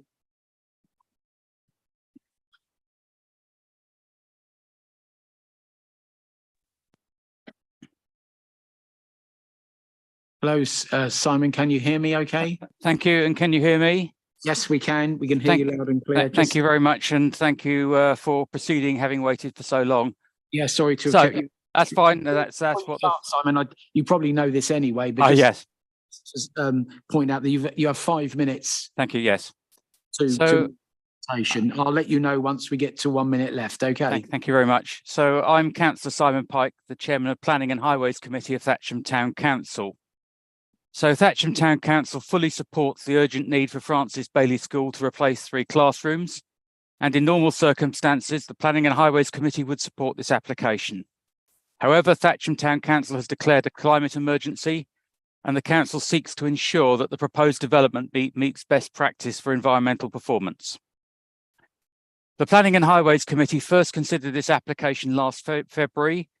We objected because there was insufficient information in the design and access statement and plan on the zero carbon performance of the proposed new building, and we hope that the additional information would provide reassurance on that performance.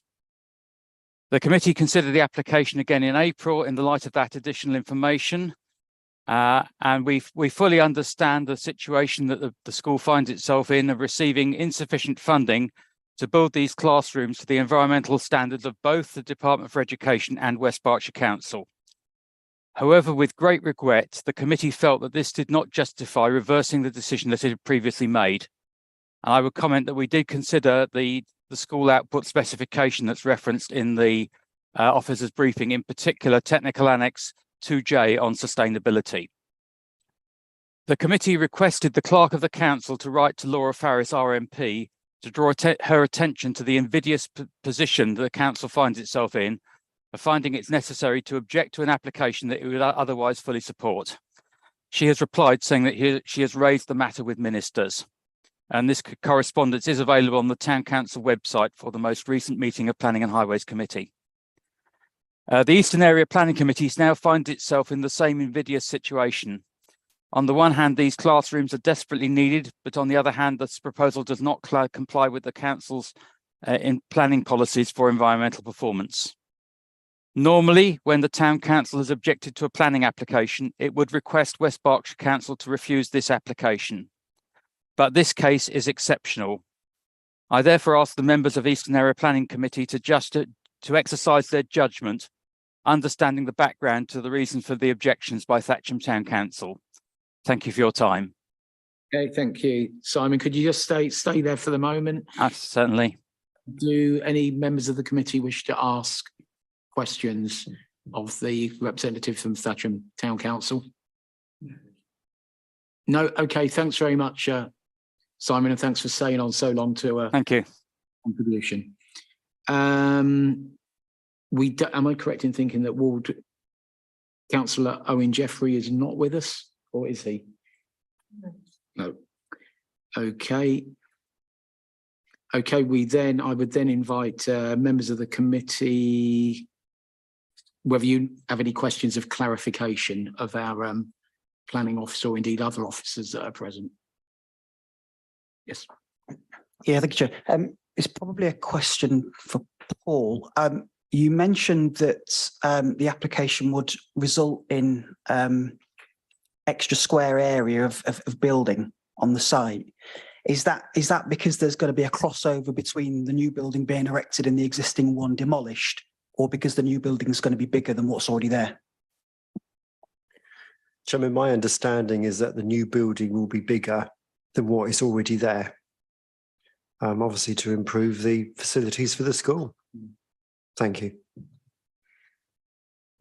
Okay, are there any other questions? Sorry, any other questions from councillors to council officers?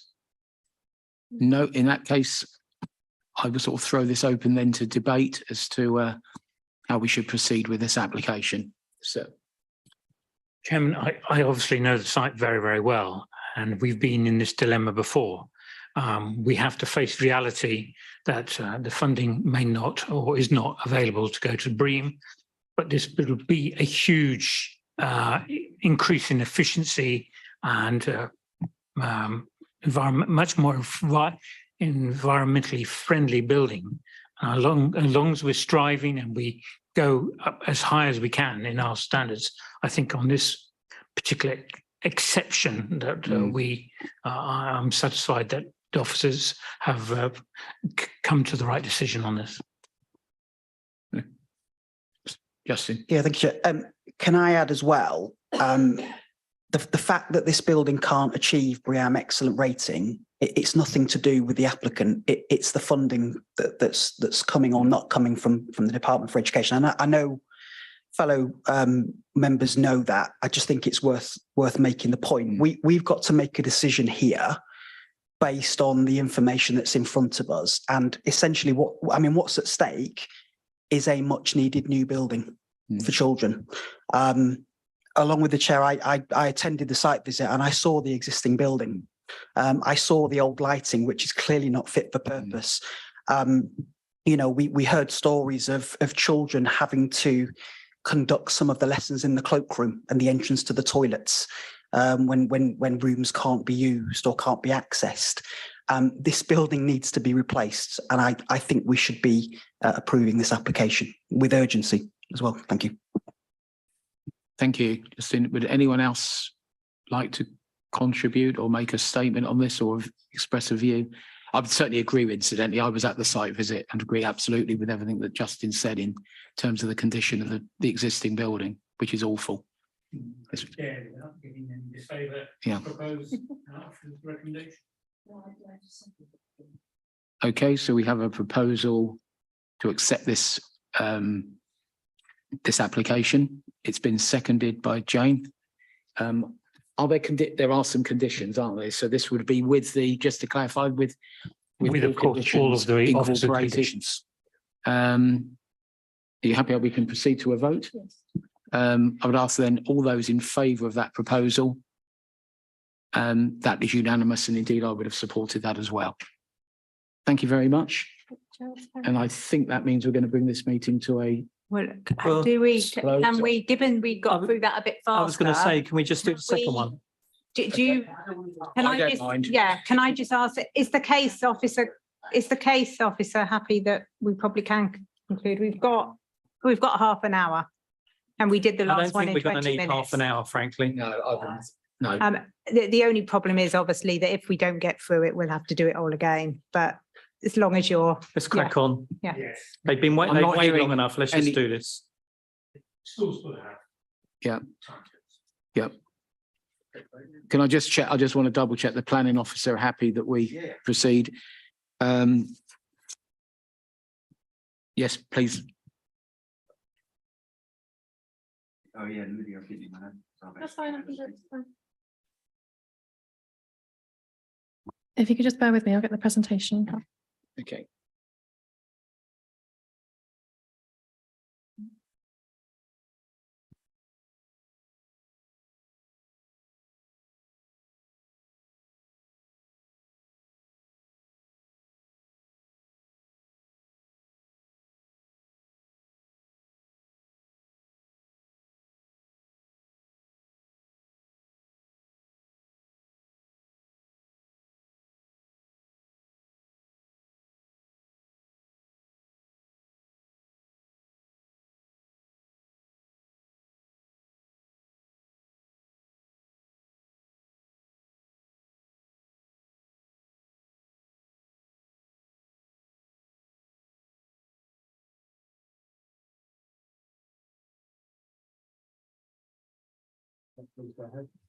So thank you. So yes, this one has been mentioned in my previous presentation. Effectively, there was a consent for a new classroom to be sited on the same location, the existing classroom, and an application was subsequently made for temporary teaching blocks and temporary toilet blocks attached to the teaching blocks. It transpires apparently, and I understand that the applicant, the school, was unable to get funding for the temporary teaching blocks. The DFE apparently don't do funding for temporary accommodation. So the alternative was to apply for the planning consent that has effectively just been granted. This application, I mean, really, I asked the applicants to withdraw the application because it strikes me that if consent was granted for the new teaching block, then there will be no need for the temporary block. However, the applicant decided to proceed to a determination, possibly to keep all the eggs in the same basket or different baskets. I'm not entirely sure what the reasoning is, but effectively the application does need to be determined, preferably tonight. There are no similar issues with Briam because of the temporary nature of the structure. There are no issues with highways, or with highways there was a deliveries condition requested, hours of deliveries to avoid conflict with children and staff. Generally, that's recommended in the report. Given the temporary nature of the proposal, there are no implications in terms of amenity on neighbouring properties. Design, similarly, it's a utilitarian structures, but temporary for a period of 30 weeks, which is also subject to a condition that they be removed within 30 weeks of their installation. And a further condition required, or the same condition requires, that the local planning authority are advised within 2 weeks of when the porta cabins are installed, so that we can effectively count down the 30 weeks. No real SUDS implications because of the temporary nature, and effectively it's a temporary structure for a period of 30 weeks that officers recommend for approval. Thank you. Okay, thank you.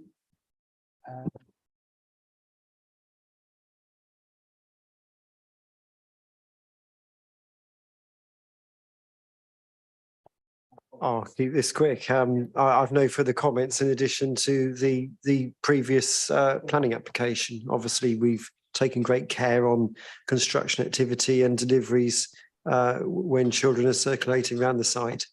Thank you, Chairman. No objection from Highways.